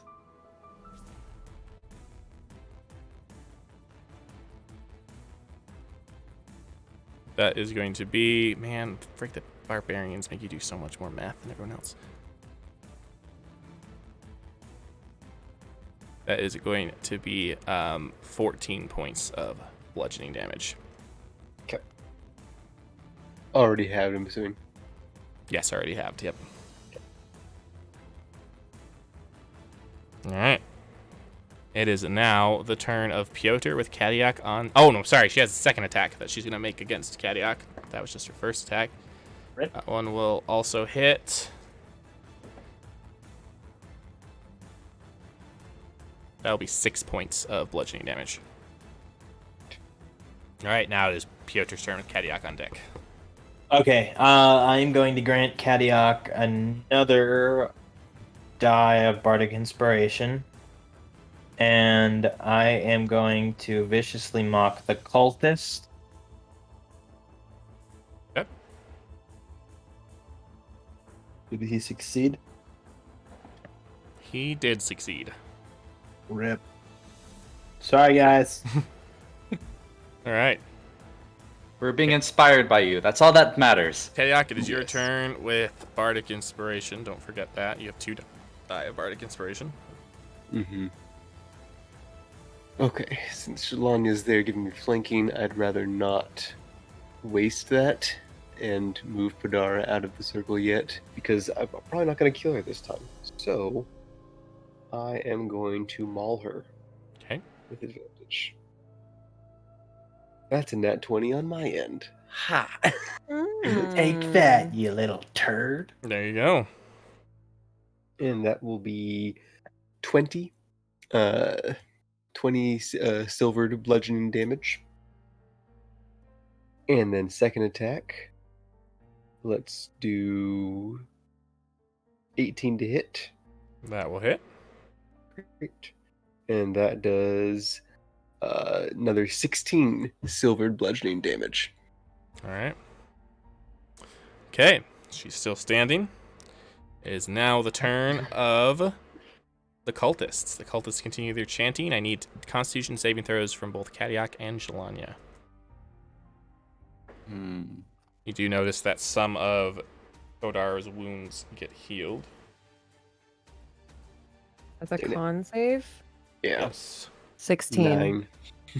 Okay, Kadiak, you fail, and because you fail, you take...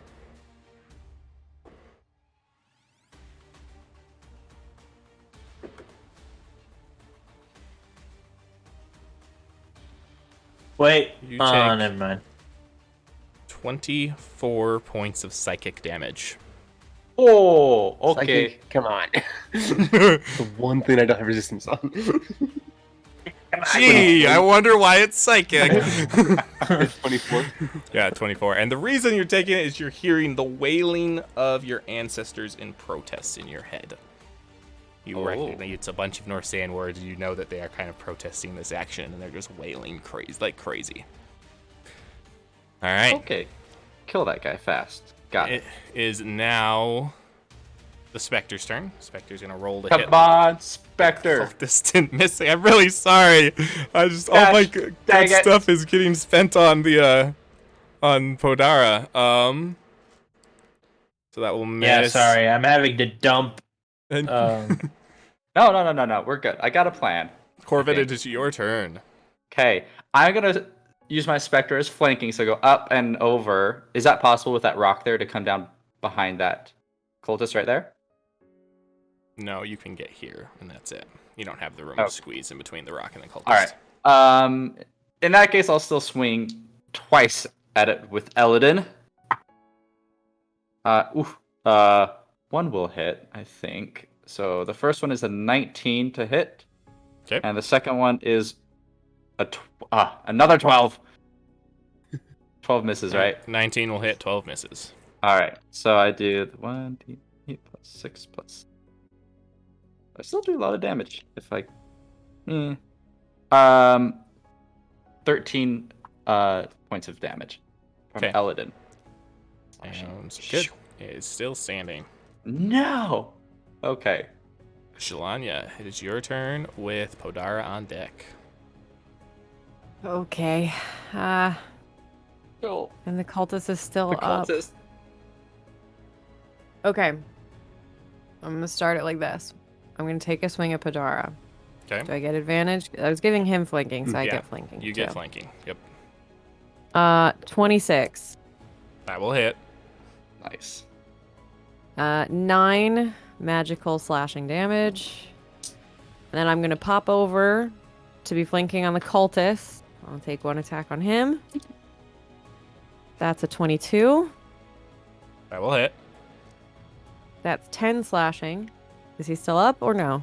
He is still down. He's down. Yes. Okay. Yes. Then I will scooch back down to Podara to do my final attack. Just a dance of blades. That's only 15. That will hit. Oh, cool. Wait, hold on. Let me double check. It might not hit, actually. Double check real quick. It does not hit. Sorry, my bad. It does Okay. not hit. That's okay. That's fine. All right. Podara is going to go. Podara is going to swing at Kadiak because she's just ignoring the annoying little fly behind her. That attack's, Rude. that attack's going to miss. So I'm going to take another swing at Kadiak, and that one will hit.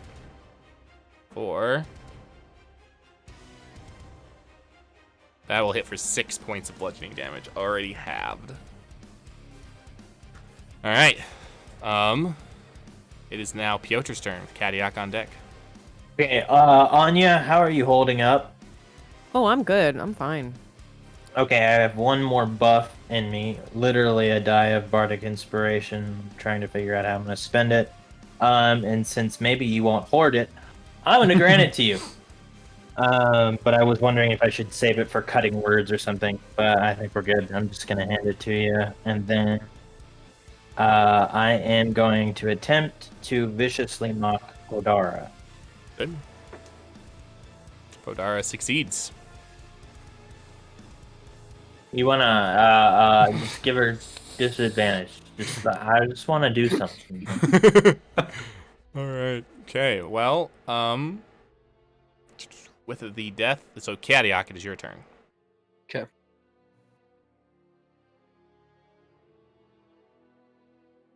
I really want her out of that circle. Okay. So I am going to try and throw her out of the circle again. All right. Give me your athletics checks. If she doesn't get a nat 20, I will. She didn't get an nat 20. Okay, well there we go then. Technically, I think you have to use it before you know the result of the roll. Technically, you do, but we'll ignore it this time. I mean, you were the one that told me she got a nat 20 the first time, so. It's true. But yeah. Okay. So, D8, right? Yeah. I just rolled 25 plus a D8. Yeah, 1. So I have 26 to throw her. All right. Cool. You are able to move her, not the circle, her Like what? No. out of the circle. One that way. Run if I what way? could. To the left. Like in No. front of this flower thing. There. Okay, that's fine. If I, swing her around or grab her and flip her over my head, either one. All right. And then she's still grappled, I'm assuming, right? Yeah. Yeah. Okay, So y'all have advantage on attacks for her. it's going to be the turn of the Spectre then. I have an idea. So, how hurt does she look? Like how? She doesn't look that hurt at all. Oh, Rip. go well on Podara's Oh. Spectre. do the thing. I think of the most. Oh yeah. Don't avoid the southwest corner of this rock over here Yep. because there's daggers in it. Yeah, that's right. Question, Patrick: does canceling, just for in the future, does canceling like a spell like that cost an action, or can you just like release it anytime if it's a concentration one?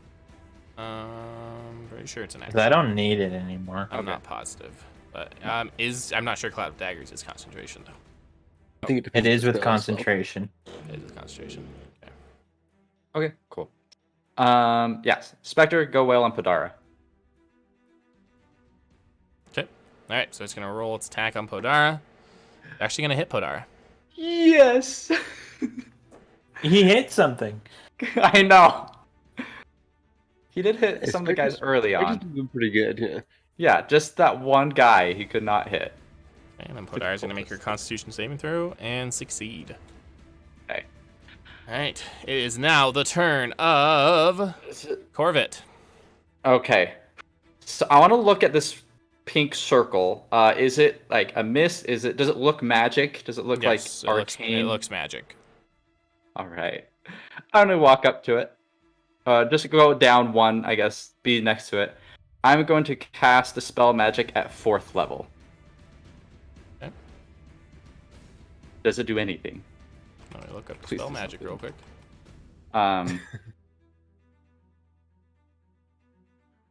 Oh yeah, it totally does. That circle is gone. Yes. Okay. I'm like, all right. Now, let us wail on her some more. Okay. And that's my turn because I got nothing else to do. All right, Shalania, it is your turn. All right, I'm gonna go dip down and around if I can to flank on her somehow. I have 40 feet of movement, so if I need to go around a rock, I probably can. Yeah, I think so. You're here. Yeah, you got it. All right, so there's 3 more, all with advantage. 25, 26, So far we'll all hit. 25. They will all hit. Or actually, that last one's a Nice. 25. Murder. Get her all the way under the stones, huh? 23 points of damage. Okay. That's what I got. I just swing swords a lot. All That's what I'm good right. at. Okay, it is now Podara's turn. He's just gonna let out a cry. No, my ascension. And she's going to attempt to break free of the grapple. So I need your opposed strength athletics check. Use the dice, Luke. So with the inspiration die, that'll be a 31. Wow. Nice. Okay. Well, she does not break free of your grapple. Okay. I'm gonna, when she tries, I'm gonna just say in North Saiyan, there's no chance. All right. It is now Piotr's turn. My work is done here, so I'm just gonna leave. No, Mock her again. I'm gonna mock her again. This is literally the only thing I could do, unless I want to stab her, which would be useless. Oh, you are mocking her again? Yeah. Yeah, you are gonna. I'll wait. Move to get into line of sight. Waiting. Would it be more advantageous to stab her? Because it's not... I'll just mock her. I'm putting too much thought into it.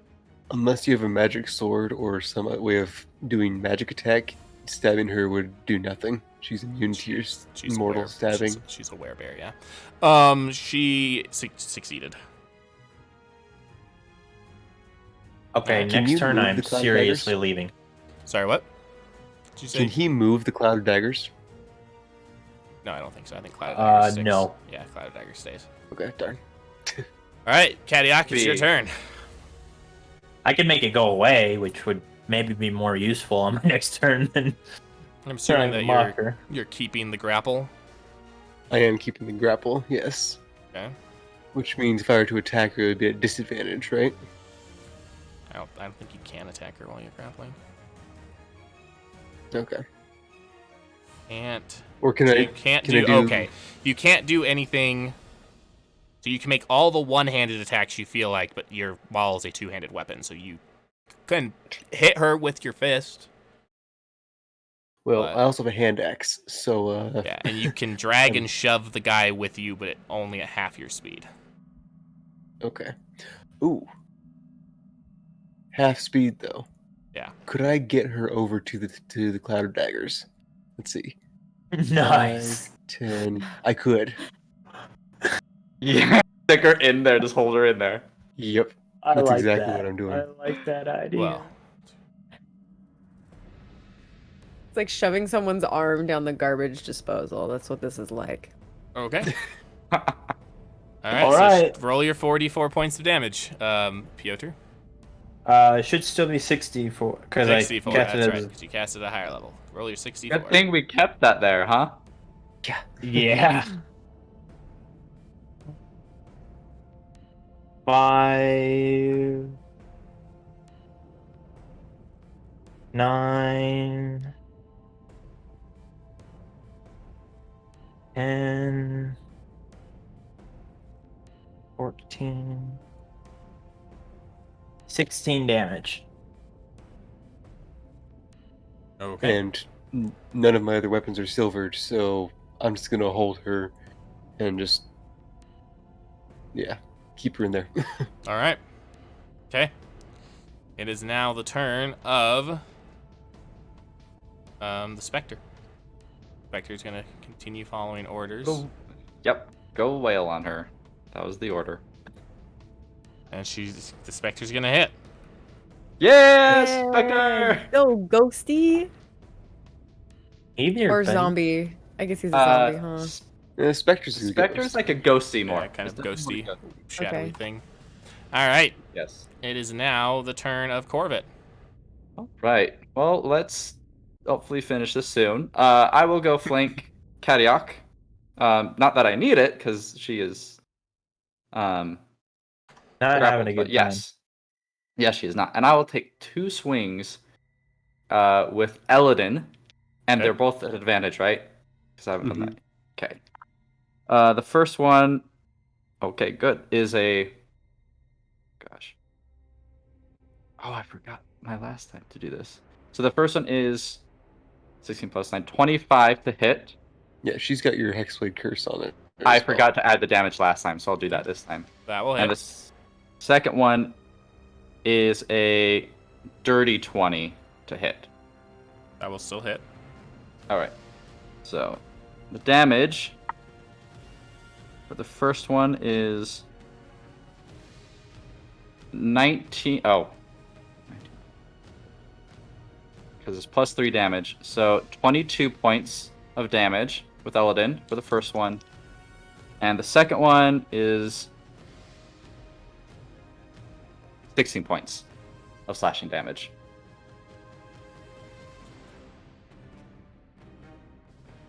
Okay. Still standing. I guess some of those were the force damage. But I don't know if that...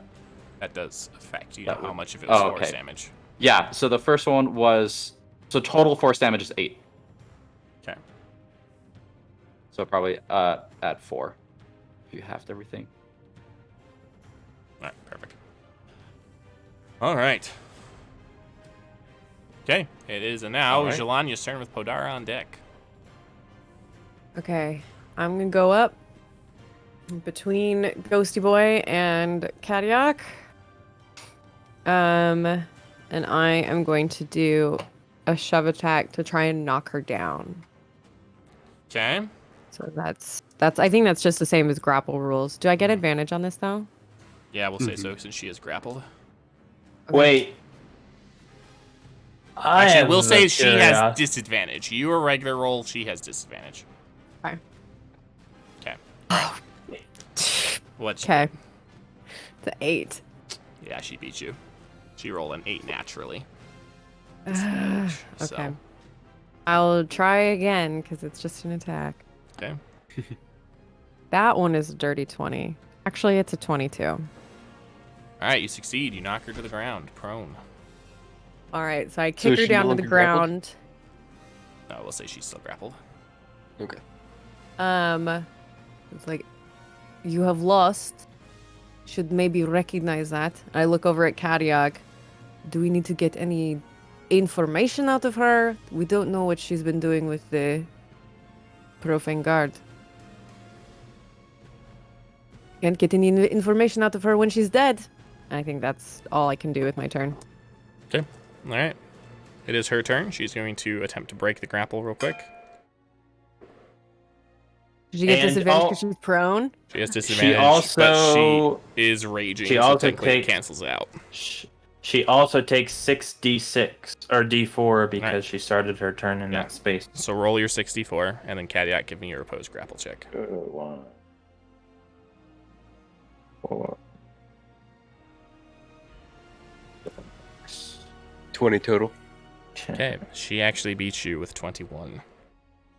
So she goes out, uses 16 damage. 616.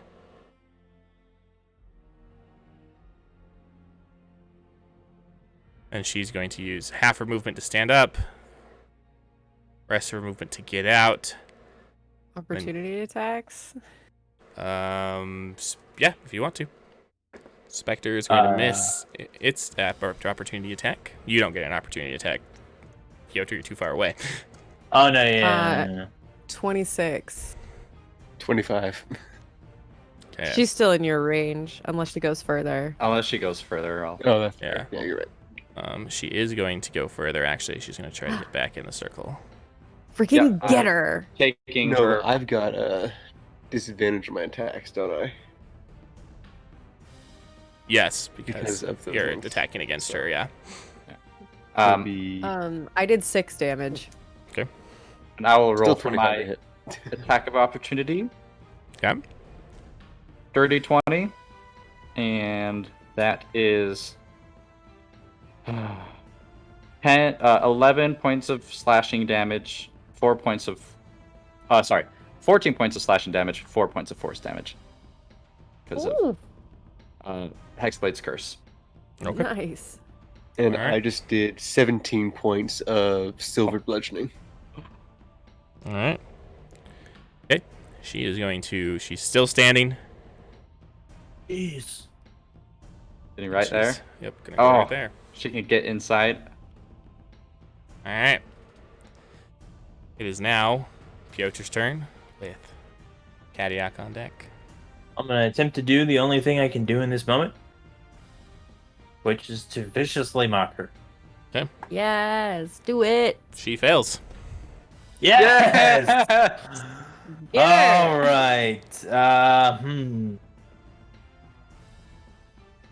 Why don't you already... well, gosh dang it. At this very moment, I can't talk. Let's roll your 2d4 Why damage.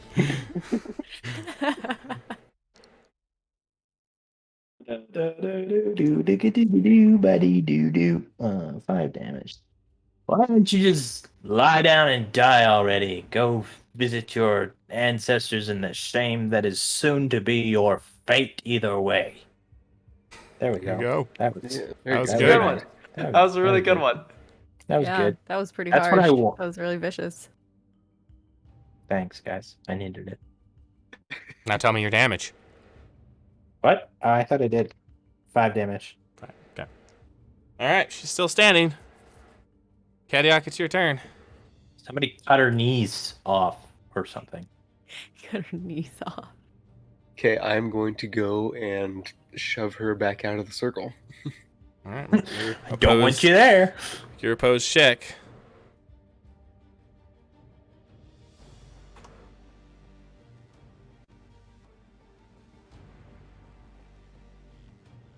That's a 24.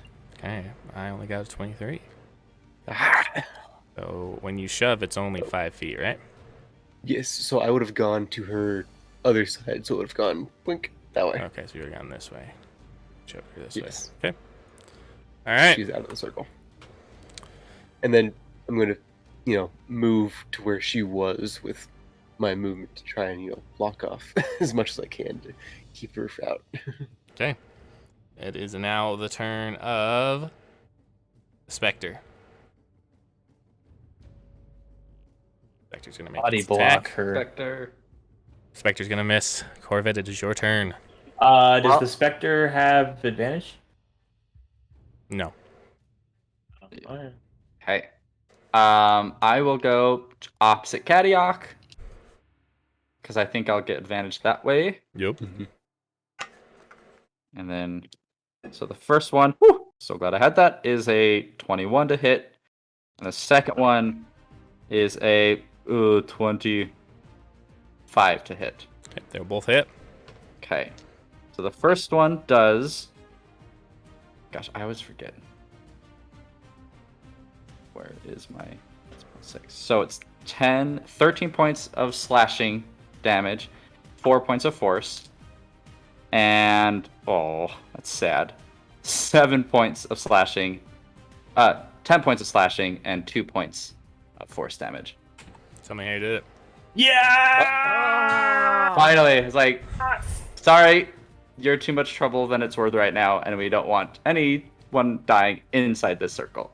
And I take Eladin and do a kind of run up behind her because she was shoved away from Cadillac, and kind of go up her back and then across the back of her neck. All right. So as she dies, she transforms back into her humanoid form, her Goliath form, and she just limps to the ground and it's like, no. This was supposed to be my ascension. This was supposed to be the hour of my... And she dies. But you really don't have much time to celebrate, because as Podara falls, behind Cadillac, a green portal appears, and you watch a silver masked figure step out and grab Cadillac around the neck and raise a dagger and say, "It was always supposed to be you." And you watch as this dagger, which was shadowy, comes down and plunges into Cadillac. And I have no spells.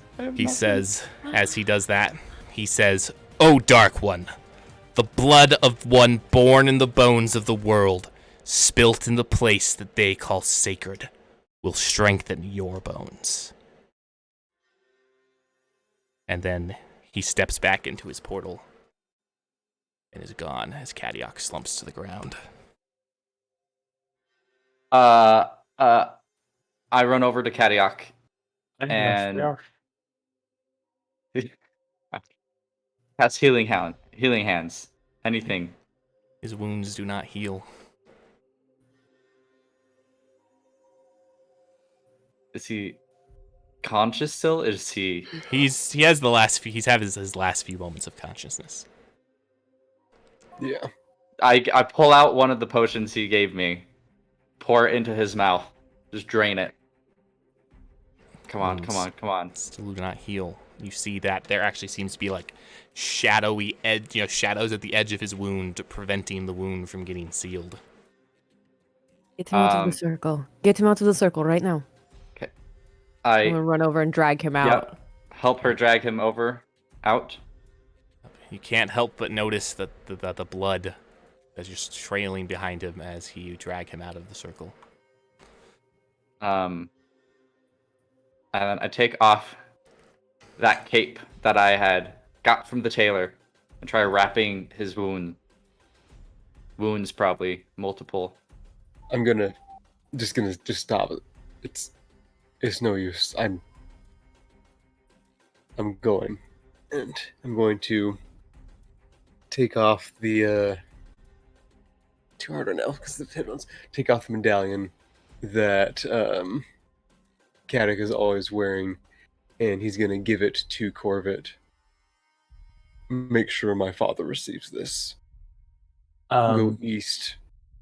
Go east for a mile, and when you hit the stone shaped like the head of a wolf, turn south and wait. They'll meet you there.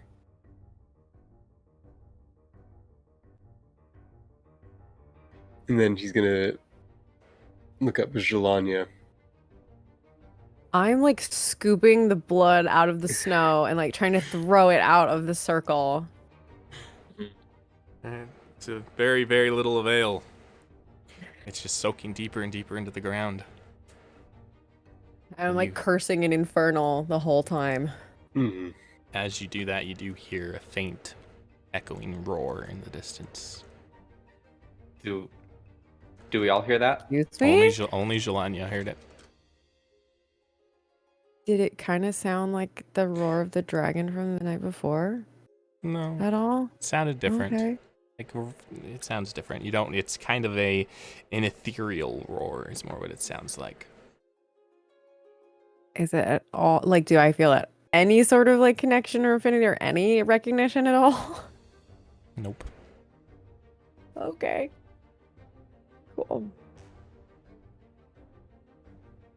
But I'm assuming Piotr's over there as well. Yeah. But, Yes, Piotr runs looking up to. Sorry, you go first. Looking at the two of them, I know you didn't understand the way that I lived, but know that had I survived now, I was changing. And I hope that you will strive to understand in the future why my people live as we do. It is not out of hate, but necessity. And he's gonna look Corvette in the eye and just make sure, get a promise from him that the medallion will be there. He just silently, just make sure that he understands the importance of the medallion getting to his dad. Corvette looks him in the eye, clutches the medallion, brings it to his chest, nods, leans over him, and whispers, "Be at peace. Rest, my brother. And don't worry, we will take care of things." With a sigh, Kadiak will close just the eye that just his purple eye, only the Maeve eye. He'll close that, and with the other one, he will look straight up into the sky. As you are going to close your Maeve eye, it does revert back into your normal color.